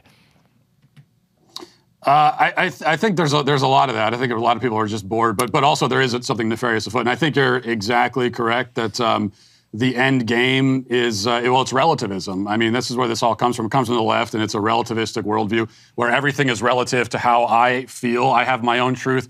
We ran into that a lot. I mean, that was the other thing that came up all the time from all these people, including the so-called experts. We would always get, eventually you get away from the subject, and first we have to debate whether or not truth exists. And so what I heard over and over again is, well, whose truth are we talking about? Whose reality is this? And I would always have to say, like, well, you and I are sitting in a room together, and so clearly there's some kind of shared reality. 2 + 2 = 4. I mean, that's not my reality. That's just a reality in the universe. But they wouldn't even grant that, which, by the way, to go to a medical professional who believes that we all have our own truth, our own reality, is pretty disturbing, because if I'm getting medical treatment from a doctor and she believes that, then like the treatment she's giving me, is that treatment that works in my reality or yours or both, So I think that's kind of the ultimate project, is just to destroy any concept of objective reality. We're already seeing kind of the slippery slope come to fruition. I have in the film, I talked to someone who identifies as a wolf. We talked to a therapist who says that, there are kids in school now who identify as cats, and they walk around and they're supposed to be affirmed as cats. It sounds crazy. It is crazy, of course. It's not crazy. It's also actually happening. Hold on. In fourth grade, I went to school with a girl named Jenny Taylor who thought she was a cat, and she scratched our teacher every other day. She meowed instead of saying... But was that affirmed? What's that? Was it affirmed? Would the teacher put out a saucer of did milk everyone have for to her? affirm it? No, it was just kind of, this was still like early 90s when everyone was just like, I'm a cat, and everyone goes, you're a psycho, and we'll just look the other way, right? So Gina, no milk was put out. Exactly. Yeah. Well, first of all, it's interesting that you went to the Maasai tribe. All I remember about them is the Maasai basic technology shoes because they can jump better than all of us. That's literally all I know. But it's so interesting to go outside our culture and look. And the first thing it made me think of, because I probably saw a documentary about it years ago, the Hijra. I think I'm saying that right. Hijra in South Asia, like in India. Apparently, there's like 3 million people who identify as that, and that's essentially a third gender.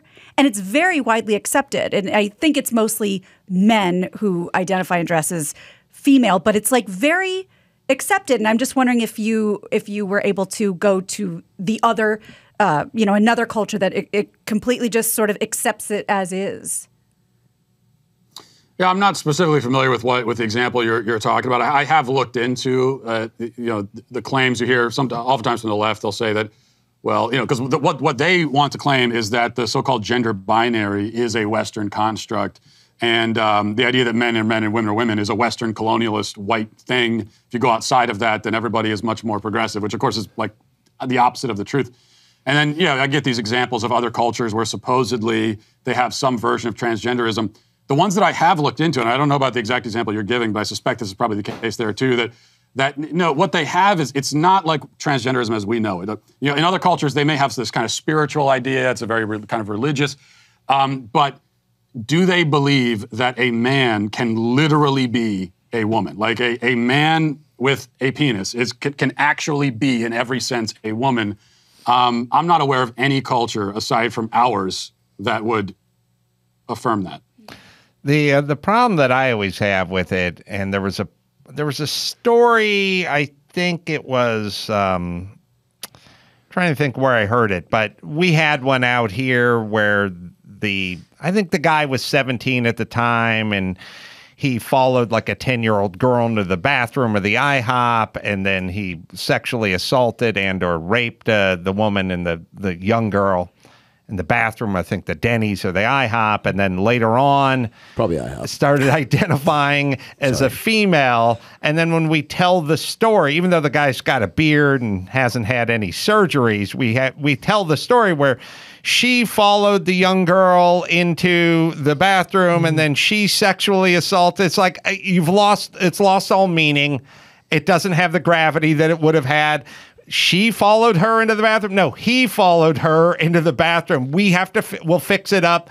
I think there was just a story out of the Daily Mail or maybe the New York Times or something where they just went and changed the story. Like they just edited it on their own. Oh, because someone is previously published. Yeah, story. someone is just in prison who thinks they're a female now, and now we have to go back and retroactively change the crime she raped and then she pulled out her penis and exposed her penis. Yeah.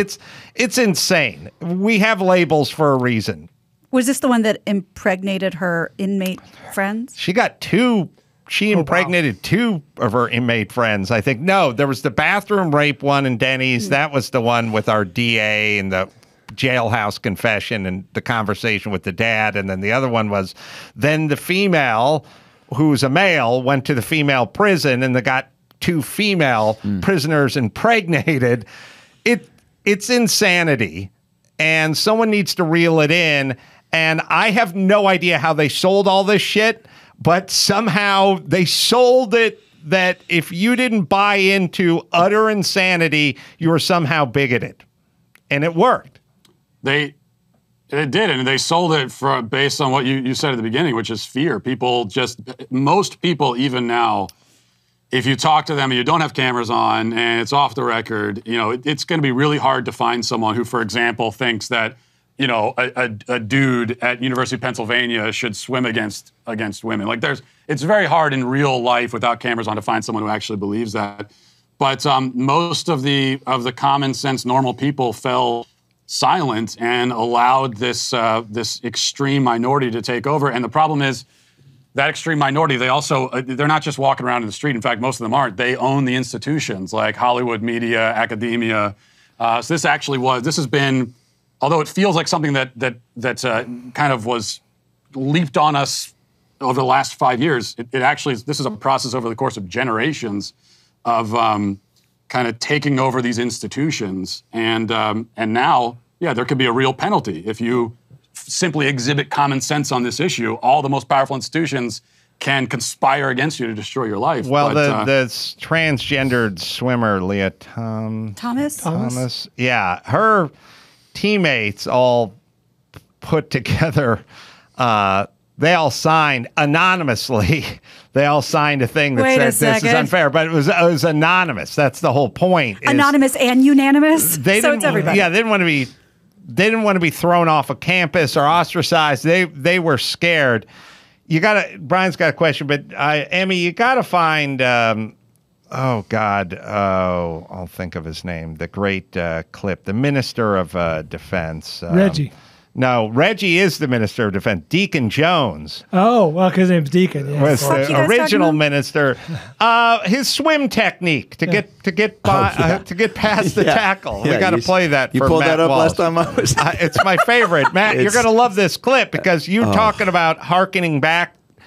You know, this isn't 10 minutes old. I can show you Deacon Jones doing an NFL clip from 1971 where he talks gender about inclusive. Being gender inclusive. But go ahead, Brian. Oh, sorry. There are two questions. First one, I don't know that anyone in this room is qualified to answer. Maybe Matt, in your research, where does I don't know what the proper term is these days. Hermaphrodites is what we called them in the day. Gender, two-sex, gender ambiguous genitalia. Where does that fit in? Because these are people who legitimately, I guess, have a claim to either or. Yeah, that's intersex. We talk about that. We talk about that a little bit in the film, and we talked to Deborah So, who's like an actual scientist, and she talks about that also in some of the books that she's written. Well, intersex. I mean, this is first of all a small, tiny fraction sliver of the population. It's a genetic deformity. It's a physical deformity. It's a genetic condition that makes the genitalia ambiguous, but that doesn't mean that they don't have a sex. It just means that it's, unlike almost everybody else on Earth, it's not immediately obvious for them because of their genetic deformity.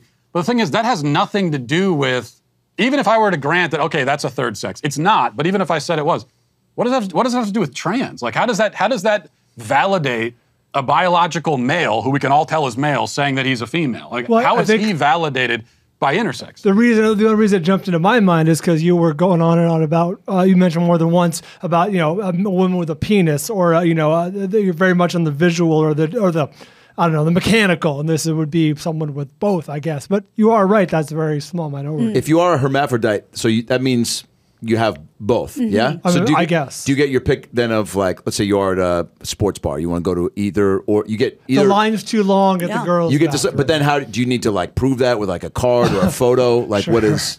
Like a clear, yeah. Everyone gets their pick. We get these days. Anyone can go to any bathroom. Yeah. We got Deacon Jones explaining, and again, this goes back to the it's a trailblazer, probably late '60s, early '70s.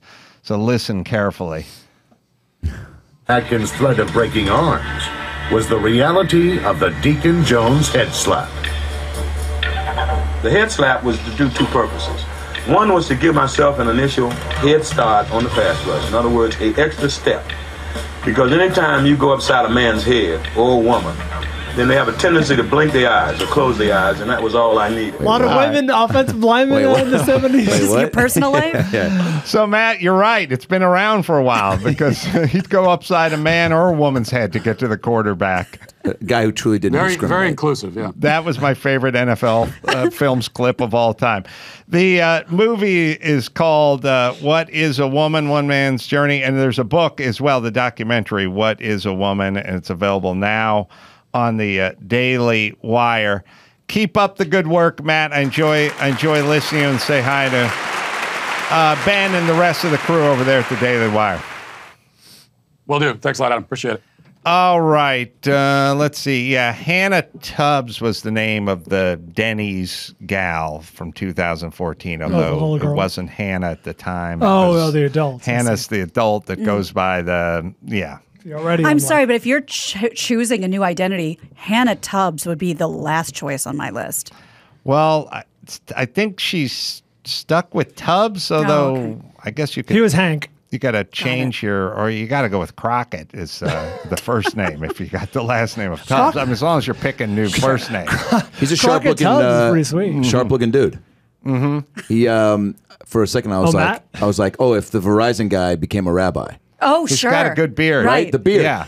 Sometimes when I see a beard so good, I have to almost go, is that Velcroed on? Right. Or is that it looks so the color, the grooming. At the very least, are we using some Grecian formula? Because I don't know if you guys have let it grown so big to where you've needed like creams, brushes, ointments to really get it to be that good. What's that? Balms. Balms, yeah.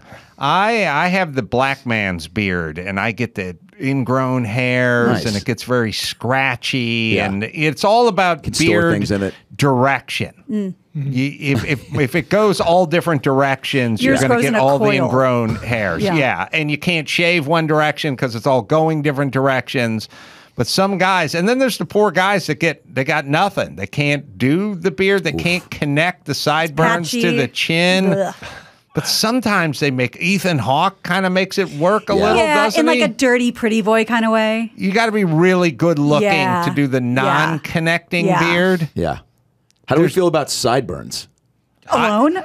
They're poised for a comeback. That's why I asked. Are they not? I feel like it's been a minute since we've seen or talked about people with sideburns that are really adding to society. In a world where everything comes back, it has not really made a move. We're in mid-beard times right now. We are living through a renaissance of beards. I just got off a plane from Vegas for a couple of days, and I played a little poker, and I observed that of the 8 players at the table, including myself, 6 had beards. Wow. Yeah, very popular. Yeah. But yet the sideburn. It could have been a beard convention. The sideburn is not coming back. I think it also makes your face look puffy.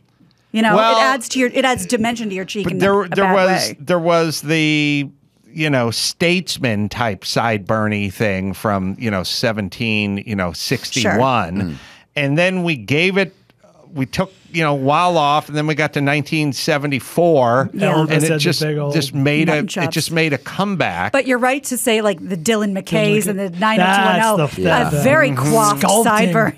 Yes, the worst. I'm trying to think. The worst are the guys who were old when we had to have mandatory sideburns or mandatory big hair. Yeah, like so in the 70s.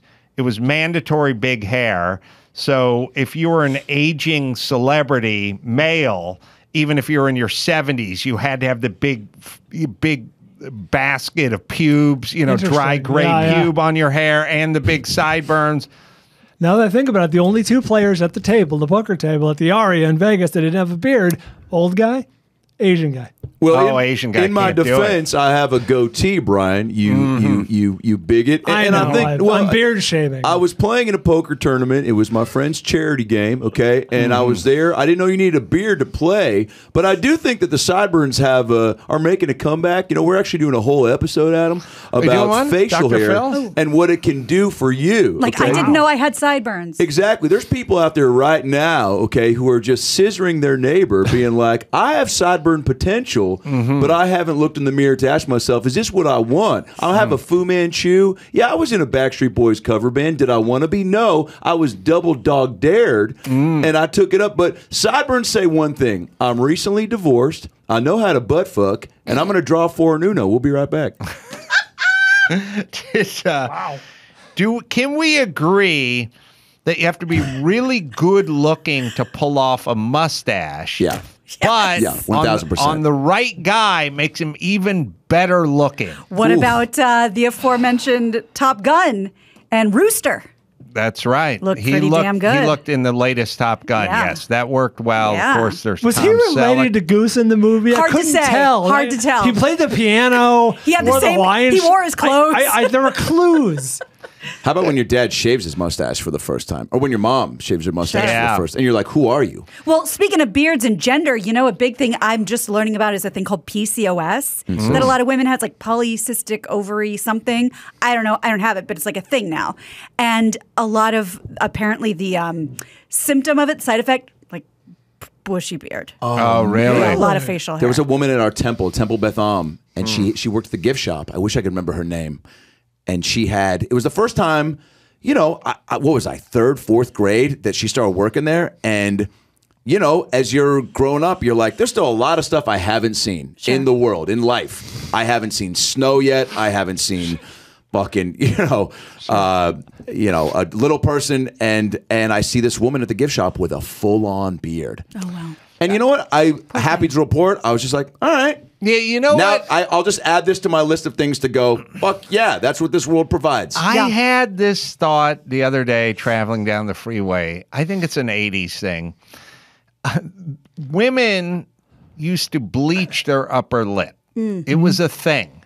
And I remember being in this was sort of early 80s. Like I was in high school and there was a whole thing like, oh, you got that little hair in your upper, you got to bleach it. And I was like, well, then you look like Nick Nolte at this point. Like I can see a blonde, Nick Nolte has a fine blonde mustache, but it's visible from a mile away. There was a upper lip bleach thing that was a 80s chick thing. And I don't know why they couldn't get the wax going. Yeah, that's like, I'm washing my hair. I'm bleaching my upper lip. Oh, my God. The most terrified I'd ever been was I was at me and my friend Chris went over to our friend Este's house. She was an Esther, but she was an SD. And her dad was a scary contractor who drove like a Ranchero or an El Camino. Nice. So you used to be able to make a statement by the car. You're like, that guy's driving a Ranchero. He's a badass. Like, don't fuck with the dude in the El Camino. He's got 2 laptops. Pulled up in that El Camino, that Ranchero. He was also Israeli.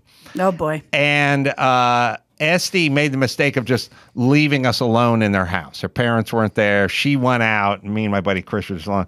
And we found that pot, that weird little waxing pot. It's a little pot, little tin pot with rock hard wax in it. And we're like, melt it. We're going to wax our eyebrows because we had that our 3rd eyebrow. We had 1 eyebrow. Has she fucking met you? Why would she leave you in there? She left us in there. And so we went and put the flame on the pot and the stove, and then we went out to the pool to play grab ass. And when we came in, it was on fire. Yeah. The pot was and there was... If you ever burn plastic or wax, it leaves all this weird residue, floats up in the air, and it settles down on everything. And then when you wipe it down, it just smears. It's this black soot everywhere. What did Abba think of that when he got home? This is the weirdest experience ever. So I'm standing in the kitchen. I've opened every window because the kitchen is black. Then I had this experience. I was like, oh, there's this black soot everywhere. I got the thing of Easy Off oven cleaner, right? And I'm like, I got to clean this place up. I sprayed the oven cleaner all along the hood vent, the avocado sheet metal green hood vent, wiped it, and the paint came right off. Oh, my God. Like a big white streak of primer. I'm like, oh. You're Mr. Bean. It's on now. Like this oven cleaner just took the paint off this guy's vent hood. And his dad's, is a commando. And I'm standing there by the window and it's wide open. I'm like shaking the curtains. I'm trying to air it out. There's smoke everywhere. And he pulls up in his El Camino on the street, right in front of the window. And I'm like, oh my God. And my buddy Chris goes, I'm out. And he just hides. What the fuck? He runs out. He literally runs out the back door and I'm looking at him through the window. And he rolls the window down of his El Camino and he goes, is Estee here? Oh. And I go, no, she's not here. I don't know where she went. And he went, okay. And he left.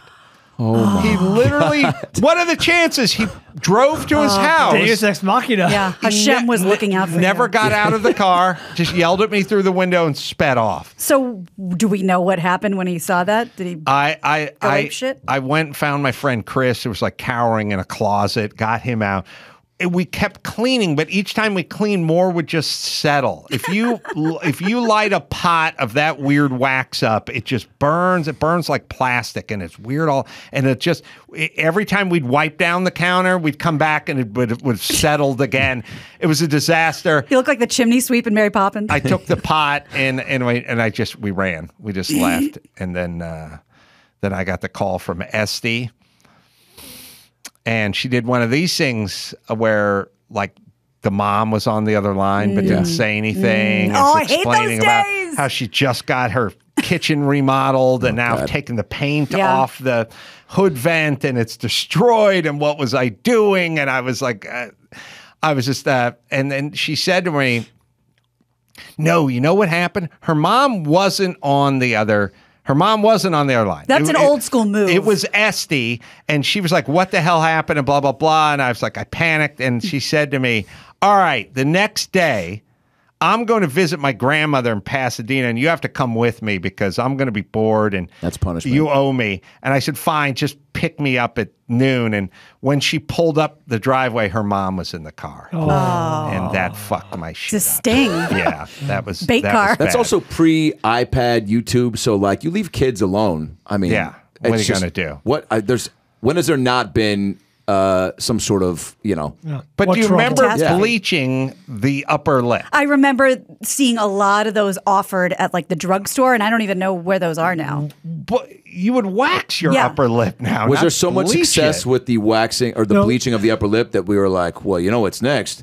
The butthole. Like, which Oh, yeah. How did we get from there to there? Or was Slippery did we slope. start with butthole and go to lip? Yeah, you know what? I'm Which gonna one Not was with the so- same that. piece of.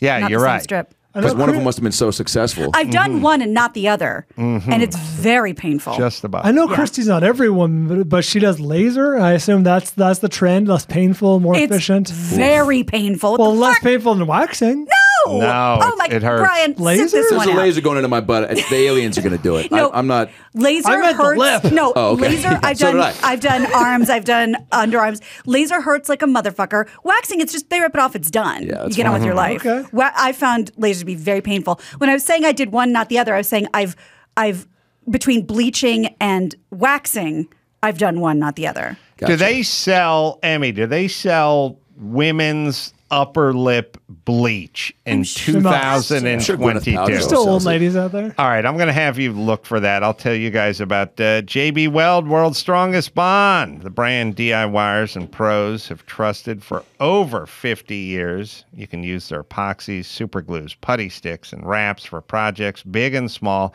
on practically any surface: metal, wood, plastics, glass, ceramics. You can keep it in your kitchen drawer or your toolbox, or keep it down with the craft supplies. Let's not be an ugly American, people, and throw everything in a landfill. If it breaks, you fix it with JB Weld. Also, they're the proud owner of Herculiner, the original DIY truck bed liner. So if you're looking for the world's strongest truck bed liner, Herculiner, they got you covered. You got a quick email there, Emmy? We do. We have an email submission from Chris Keeling in Kansas City. He writes, "Hi, Guy. Hi, Guy. I'm a huge fan of the show, and I wanted to share my successful use of JB Weld to fix a hole in my pontoon boat. I didn't have a chance to get the split in the pontoon welded and had a deadline to get the boat in the water. After many hours of listening to Ace, suddenly it came to me. JB Weld to the rescue. I pressure tested after the JB Weld cured, and absolutely no air escaped. The boat is on the water, and the repair is holding up great. What an amazing product. You guys are awesome. Love all the pods." Yeah. Love you and love us some JB Weld. Available at jbweld.com. Home Depot. I want a fucking boat. So Lowe's, Walmart, AutoZone, Advanced Auto Parts, O'Reilly, Amazon, Michaels, and more. And it's proudly made in the U.S. of A. That is JB Weld. All right, we'll take a quick break. Come back with the news right after this. Well, we know that there was another gunman incident in Tulsa recently, but not random. This is one of those other, we always talk about you'd rather not have someone on the street that just kills randomly. And I Yes. agree. I would also rather not have this guy on the street. He killed 4 people. He wounded many others in an Oklahoma medical building Wednesday. He was the patient of the doctor he was gunning for, according to the Tulsa police officer. Police chief. There's been a few of those. Yeah. Over the years. Yeah. Do we know why? I'll tell you. Yeah. CNN reports that the shooter, who police also found dead, shot and killed Dr. Preston Phillips in a medical building on the campus of St. Francis Hospital in Tulsa. Apparently, he had back surgery on May 19th, performed by Phillips, and subsequently called several times over several days complaining of pain and wanting additional treatment. He went in for hand surgery. That's right. He saw Dr. Phillips again for treatment and then called him again. And that's when he started shooting and then said apparently he would shoot anyone that got in his way. I wouldn't want to be a back surgeon, and I'll tell you why. Because when you do knees and hip replacements, that's just a mechanical function. Yeah, so just a swap. Everyone I know, half the people who have back pain have legitimate back pain, and the other half are nuts, and it's all kind of psychosomatic, and there's a pain pill, opioid version of this, and then some people... It often ends up worse? Yes, some people say they got back surgery and it's worse. A lot of people go, never get back surgery. Yeah. You should just be stretching and doing all sorts of therapies. That's the Warriors coach, Steve Kerr. He was out for like half a season a few years ago. And did he get surgery? His whole back surgery, whole thing was what you just said, was he would go into his press conferences and be like, guys, don't get back surgery. It's a nightmare. Just, work out therapeutically. Wow. Yeah. Well, unfortunately, there's a way to remedy everything. It just involves a lot of work that nobody ever wants to do. No. But wait, are you saying I could have stretched my boobs smaller? You could have. I didn't realize that. Great soundbite. There is a version that if everyone probably engaged in these therapeutic endeavors involving 45 minutes in a yoga ball every day, that they may not have gone under the knife. But then you're dealing with a group of people who may be a little nuts. And so you're never really going to be able to cure them because they're opioid addicted and or insane. So now, again, you get a hip replacement, a knee, a nose job. Pretty straightforward shit. The back, no telling if you've cured anybody. That's a 50-50 roll of the dice, I feel like. I think a lot of people, too, don't want surgery, but then the idea of surgery sounds like it translates to, fixing the problem. One and done. And then some of them also are like, ooh, and think of all the pills I'll get. I got to say, surgery while lying, I sleep on my belly. Yeah. Surgery while on my belly sounds pleasing to me. Sure. Relaxing. You got your dick on the business end of the gurney. Right. You know what I mean? It's not just flapping. It's not just flapping in the wind while you got the Jesus juice. I never thought about that. Yeah, that's your dick flopping in the wind. By the way, you just set up this great scenario where I picture a guy first time getting surgery, not knowing anything about it, and he lays down and he's on his back, and then maybe he's getting a knee thing or an ankle, and then they're like, all right, well, we're gonna put you to sleep. Just count down from 10. He's like, whoa, whoa, whoa. You're not going to do anything to my dick, are you? Well, there's phantom boner. I mean, who knows? You get hard during surgery? Well. What are you thinking about? Who knows? Can you get a boner in a coma? Here's my point. A coma I boner? love that children's book. You can. Judy Bloom, shout out. You can impregnate someone who's in a coma. That's true. That We've much proven I've figured out. Up. We've done that news story. I don't know if there's ever been more grounds for firing.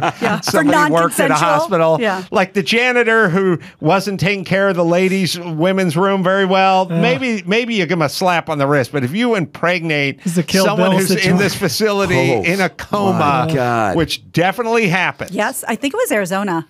It's every state in the union. Oh, I didn't realize that. It's quite frequent. Oh, I've heard of Jesus. stories of people performing things on people when they're under in the dentist's office. Oh yeah, yeah. But the coma seems like it has to happen because you're taking guys with a GED and you're telling them, here's the key ring, make sure all the lights are shut off before you leave the hospital. And there's Terry Schiavo over there. And you know work graveyard alone. Oh, and you've been stood up 3 Saturdays in a row.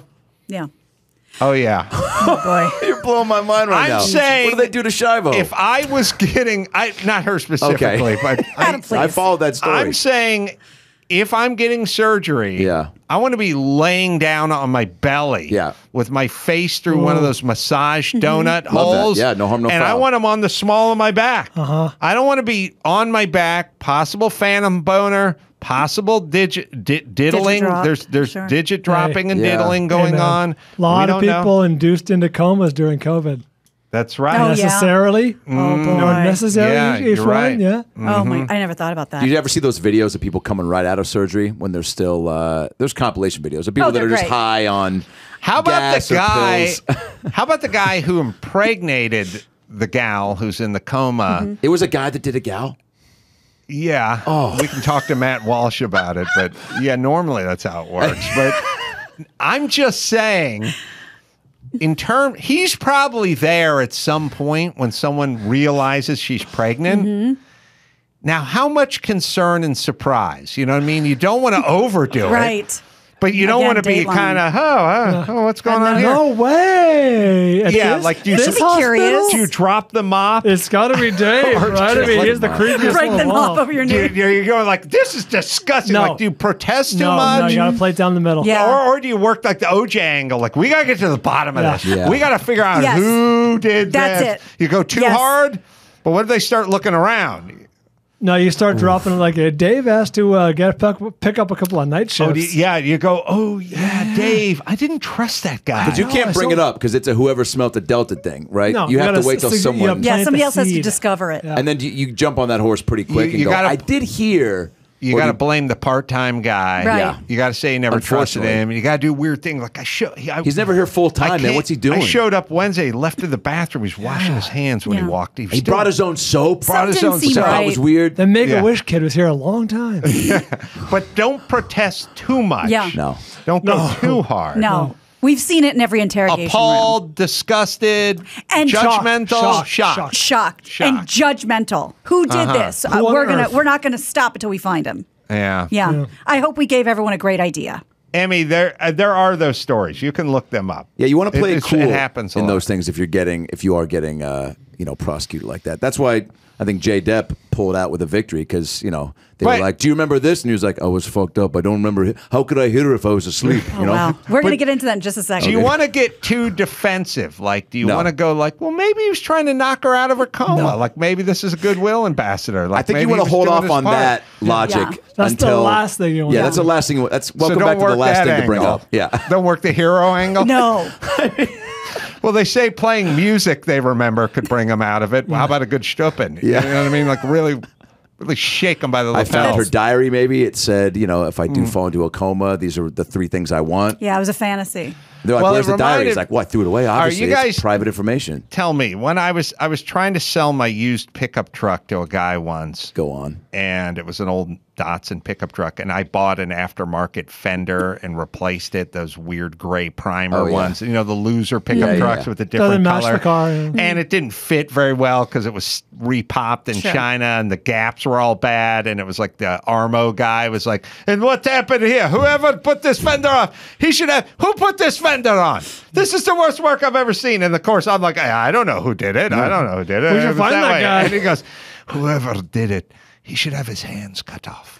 And then I got defensive. I was like, "Well, that sounds a little right." Yeah, that's You know what I mean? Come on, that sounds Maybe like the guy too tried much. his best. You know what I It's mean? bad, it's not a crime. Yeah, and then I started defending my work through this person, and I'm wondering if it's the same with the coma guy. Right. If You don't know what he's if I been get through. too defensive, yeah. Yeah. This guy. This guy's a sicko. This motherfucker. Maybe he's is blowing off a little steam. No, you don't he know? should burn him alive. Burn him alive. What year is it? Flay him. Take his skin off. It's disgusting. Pervert. You don't know. Well, unless you've walked a mile in a man's shoes, Brian, I suggest you get off of Mount Pius. Yeah, man. Save the judgment. We'll all Sicko. be This judged. monster walks Who are among you, us. St. Peter? My maker will judge me, not you. Not a. You said you're. Yeah. As though you're putting yourselves in the shoes of the perpetrator. Well, obviously he's not in the room to defend himself unless that was me, but it wouldn't be. So he wouldn't be here. Airtight logic. That's right. Wow. Well done. Emmy, is there story? There must be multiple stories of people in I know there's one the comas last that were couple of years. impregnated. Poor Yeah, Emmy he search did that. history. God. I know. It's a producer for 2 weeks. Take Probably that a safe search Pornhub off. category. That's got to be a tough phone call for the supervising nurse. Like, has to call the family. Like, okay, big time medical news going on with your daughter. She snapped out of it. She's back. This is different. Signs of life, brain activity. Slice of life. You're onto something. God. There also has to be like a 3 Mississippi, like where you go like, Brian, you call me, I'll be the dad, and you tell me she's pregnant. Hello? Mr. Smith? Yeah. Yes, this is Joe from the nursing award where your daughter is. Good news, there are signs of life. Yes, Whoa, good. Yeah, it's unprecedented. You should come down. No, just tell me on the phone. I can't wait. I'm too excited. She's pregnant with a baby. Oh, right. Wait, she's out of the coma? That's the thing. Oh, yuck! Yuck! Yuck! That's all you could do, right? Mr. Smith. That's good. We have a story of a woman who was in 2019. A woman's in a 14-year coma, and the nurse got her pregnant. Yeah, I think it was Arizona or New Mexico. Yeah. I think it's sadly Arizona. happened more than once. So You're there you saying go. it's prevalent, which really fucks me up. At what year? Oh, wake up, Gina. Oh, God. Oh, wake up. I guess I've been naive. 14 years. At what year did he go, all right, she ain't waking up? Gotta make the move. It's Judgment Day. The long con. Right. Yeah, was he like enough of being a good guy? I'm tired of having to walk in and look at this hot, lifeless body. Yeah. Mm-hmm. Like, it's been 8 years. Mm. Yeah. Like, what, is it, how do you reason with that? Yeah, I don't know, but I do feel like month 2, year 14. You'd have to, like, I wouldn't attempt to do that just willy-nilly. Yeah. Probably, yeah, you're right, at all. But you're right. No, Adam's right. We'll leave it at that. Just at all. Okay. Mm-hmm. I did have an interesting fact I heard on the way here that I wanted to share with you guys in terms of like, we're talking about red flag laws. First of all, Oklahoma would like to do what Florida does because Florida has red flag laws and it apparently saves more than 5,000 people since 2018. So that's something. But I heard on the way here, I think it was a New York Times podcast. Do you know where open carry laws in California, when that got fucking demolished, and why? Because it was all good in California to open carry. Hinckley? No. But there is a connection. What I was listening to on the way here is that the Black Panthers in the Bay Area, like in Oakland, were like, look, police aren't helping us. We don't own property, so they're not coming here to protect us. We're going to protect ourselves. And so they started arming themselves. Freaked out Whitey. They did not want these guys walking around with guns. And Governor Reagan signed it because Whitey did not like the optics and was kind of freaking everybody out to see these guys carrying guns. Huh. I didn't know that. Yeah. So let's move on to the trial of the century, shall we? We know what happened now. Johnny Depp basically won the defamation trial against Amber Heard. The jury found that Heard had defamed Depp in the 2018 Washington Post op-ed and awarded him $15 million in damages. More on that in a second. The decision came after 6 weeks of trial, 3 days of deliberation. Heard was in Fairfax for the reading. Johnny Depp was on stage with Jeff Beck in England and couldn't be bothered to show up for it. Heard was awarded $2 million in damages after the jury found that one of Depp's lawyers, the Waldman statements, as they started calling it, made a defamatory statement against her. But here's where the money comes in. And I learned this, credit where credit is due, from the Nancy Grace podcast. So Depp's not actually going to get $15 million. She said on the podcast that he'll end up getting around $8 million because in Virginia, there's a cap of how much you can get for punitive damages, and that cap is $350. And that was where his $10 million was coming from. So $10 million becomes $350 minus the $2 million he owes Amber. So it comes out to about $8.35. As long as I can do Finding Neverland 2, I'll be fine. I think you're going to be back on your feet now, Johnny. So. Well, that's why I went to go hang out with Beck, because I didn't feel like I needed to be there live and look at that smug. Yeah, you did say she'd never see your eyes again. Yeah, you can't look at my eyes. You know, I do have Man, we have a clip of Nancy Grace saying that she said you violated her with a bottle. Well, who hasn't, Adam? It's 2022. Yeah. Oh, yeah, we got to get with it. Also, it wasn't a wine bottle. It was a squeeze-it bottle. Those are shaped like dildos. Oh, really? You know, much more pliable. Fun fact, the guy who came up with the squeeze-it is the guy who came up with the dildo. I bet you didn't know that, did you? I don't want to critique your Johnny Depp impersonation, but never say fun fact in Johnny Depp's voice. Other than that, you're dead nuts on. It's really good. Johnny never said fun fact. He said those two words separately. I apologize. But he's never put them together. It's the Four Loko talking. It's every fact out of Johnny's mouth is fun. It should be assumed. Now, do you think she goes lesbian at this point? She already did. She's already there. Well, yeah, isn't she? She had a lady friend, Tasha Van Rees. Oh, that's it. And then I heard, but I could be wrong because we're not friends. You know, she had a baby named Una that nobody really knows what's up with that. But that she might be in a relationship right now with a lady. Oh, really? But yeah, is she claiming Johnny made her gay? That would be a tough sell because she was with a lady before that. But remember, Kate Moss, who he hasn't been in a relationship with since the 90s, showed up via Zoom to testify on his behalf. She apparently, her team subpoenaed the girl, Tasha Van Rees or Sear, or whatever her name is, Elon Musk and James Franco. None of them showed up to testify for Amber. I know the lawyer made that comment at one point. What's the lawyer? She's now famous. Camille Vasquez. Yeah. She was like, isn't it interesting, Miss Heard, that your sister is the only one who showed up here to back you up. Everyone else is like a paid, a sister. And look at all these people that came to, speak on Johnny's behalf. And like, no one is, it was just like in the middle of like, look how no one fucking thinks you're, not full of shit. Right. Now, I will say that the Elaine Bredehoft, she was the lawyer for Amber Heard, who I think there was an acrimonious relationship between them, but she was on. She dropped the ball. Yeah, they I don't think they got along super well, but she was on whatever. What does Gayle King host now? Gayle King Tonight. Thank you. One of those, and she said that there was a bunch of stuff in the England trial with the son about him assaulting her, and that the judge signed off on it and believed it completely. That was not allowed to be brought up here. Do you think Oprah has another friend who she doesn't do anything for? You know what I mean? Like, there's a third friend that's really tight with Oprah, but no TV appearances, no shows with her name on it. Probably.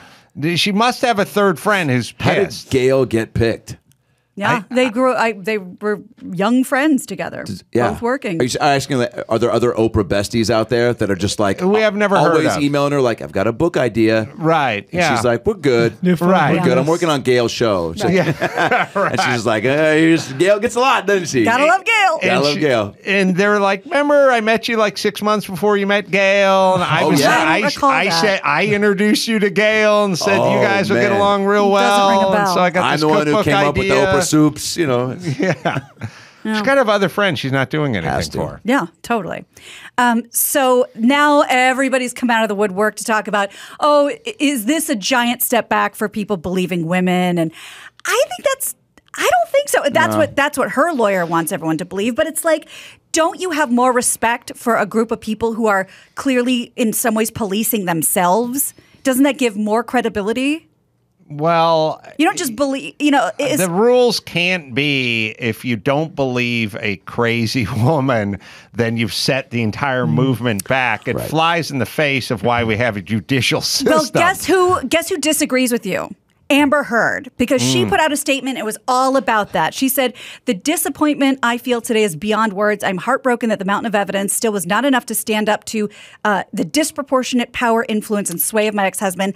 I'm even more disappointed for what this verdict means for women. It sets back the idea that violence against women should be taken seriously. I'm sad I lost this case, but I'm sadder still that I seem to have lost a right I thought I had as American to speak freely and openly. Is sadder a word, or is it more sad? More sad. Yeah, see, right there, I'm out. Sadder, she's crazy. And to lump you now into all women, I mean, I don't know. Not that every trial should be assessed on like believability, but like, I don't know if you should be, if it happened and all these things truly you experienced are like, you can tap back into that. I think most people that we've seen that have like, whether it's the Michael Jackson doc or whatever, you can see in people's eyes and face like things that like it just seemed too like she was trying to what's what I'm looking for, just fabricate and like just get the emotion, like get herself to that place, like she was on set and just I didn't buy most of it. I think they both are a little cuckoo for Cocoa Puffs. Oh yeah, but to your point, didn't Camille Vasquez at one point or one of the attorneys say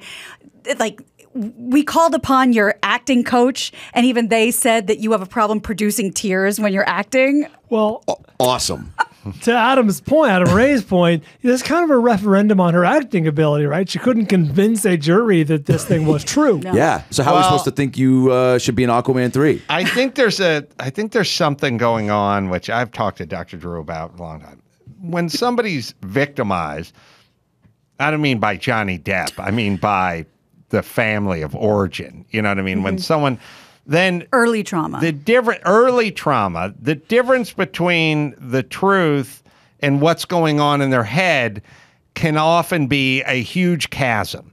So, like, if you think about someone who was, like, beaked out of their brain on mushrooms, you would say this is happening, but it's not actually happening, but it's happening in your mind, and it happened in her mind. So I don't even know that she's a liar, per se. That's the question. When Does she believe it? When you're traumatized, it's really hard to figure out where, you know, this... where this begins and this ends, where the truth begins and the lies end. And that's why I think it's confusing, because I think in her world, she's going, this is what happened.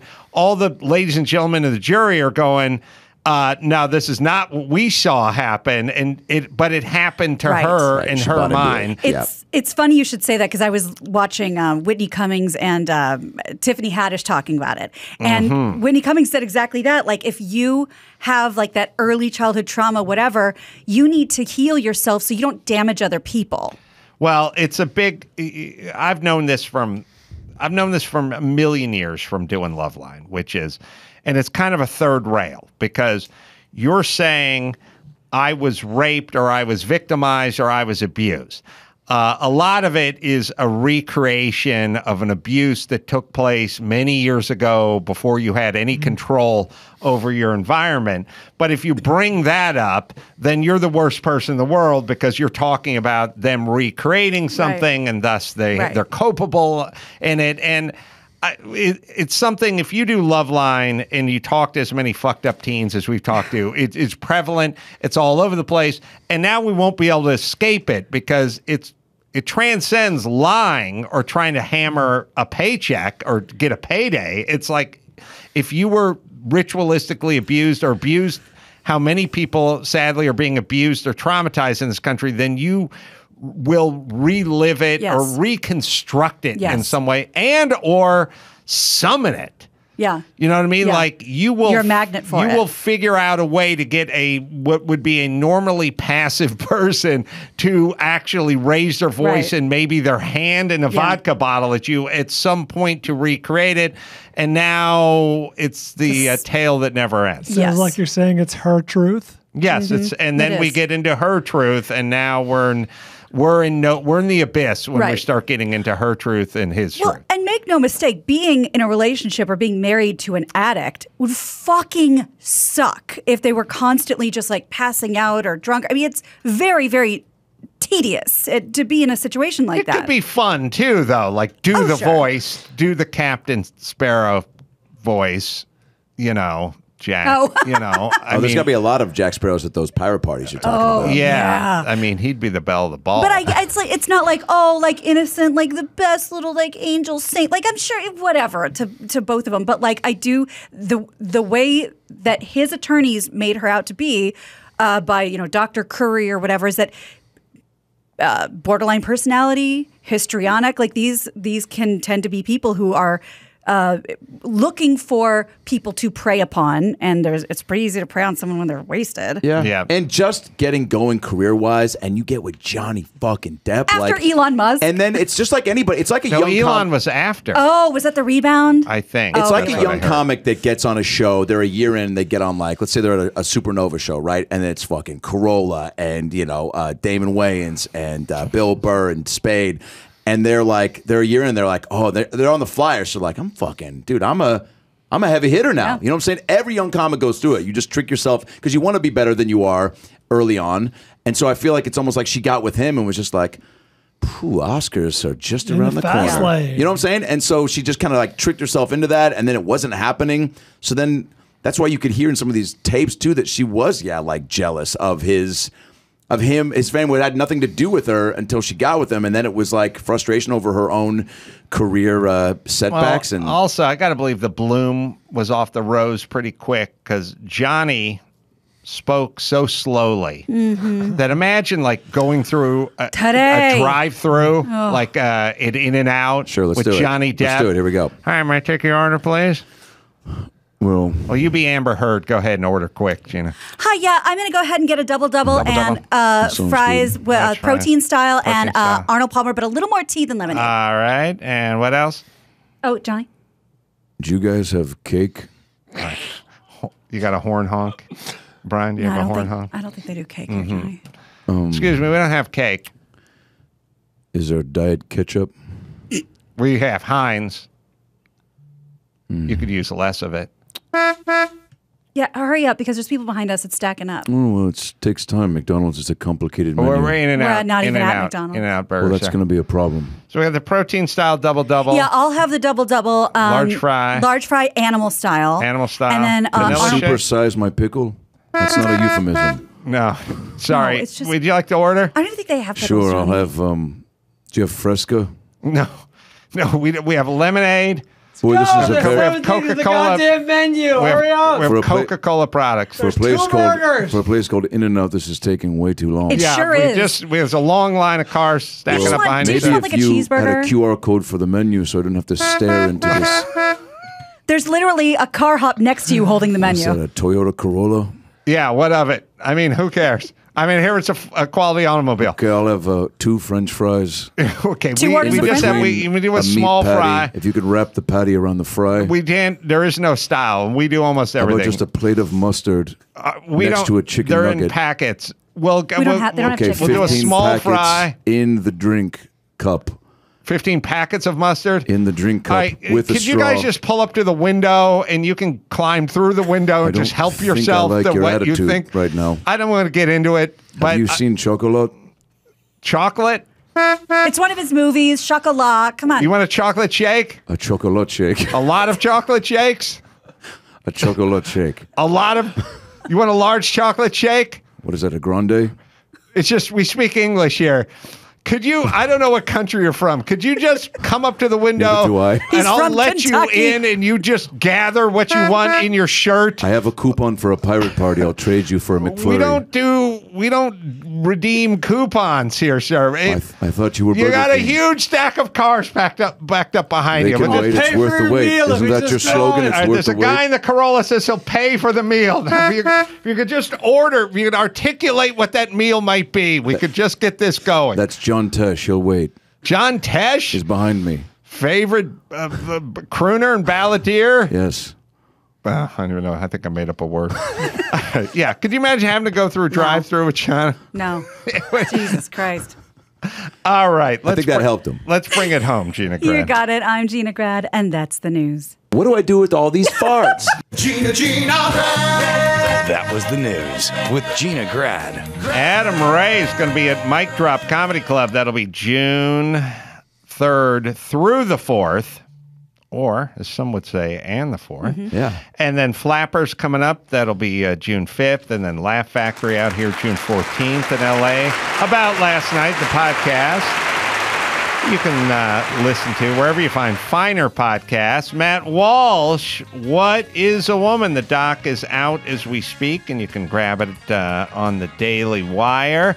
I'm doing live shows everywhere. You can go to AdamCarolla.com for all my live shows. I was just in Denver at Comedy Works, and so many people came out to me who were Carolla fans that were like here from the show, and they were like, I'm coming back to see Ace and fucking crew. good. So Sweet. very cool, man. Well, come out and say hi the 24th and 25th. Until next time, I'm Carolla for Adam Ray and Matt Walsh and Gina Grad and Bo Bryan. Say it. Mahalo. It's late at night. You should be tired, but you're shaking uncontrollably.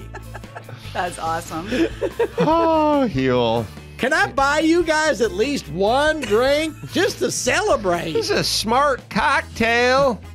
Just put some on his finger, just a little on your lips.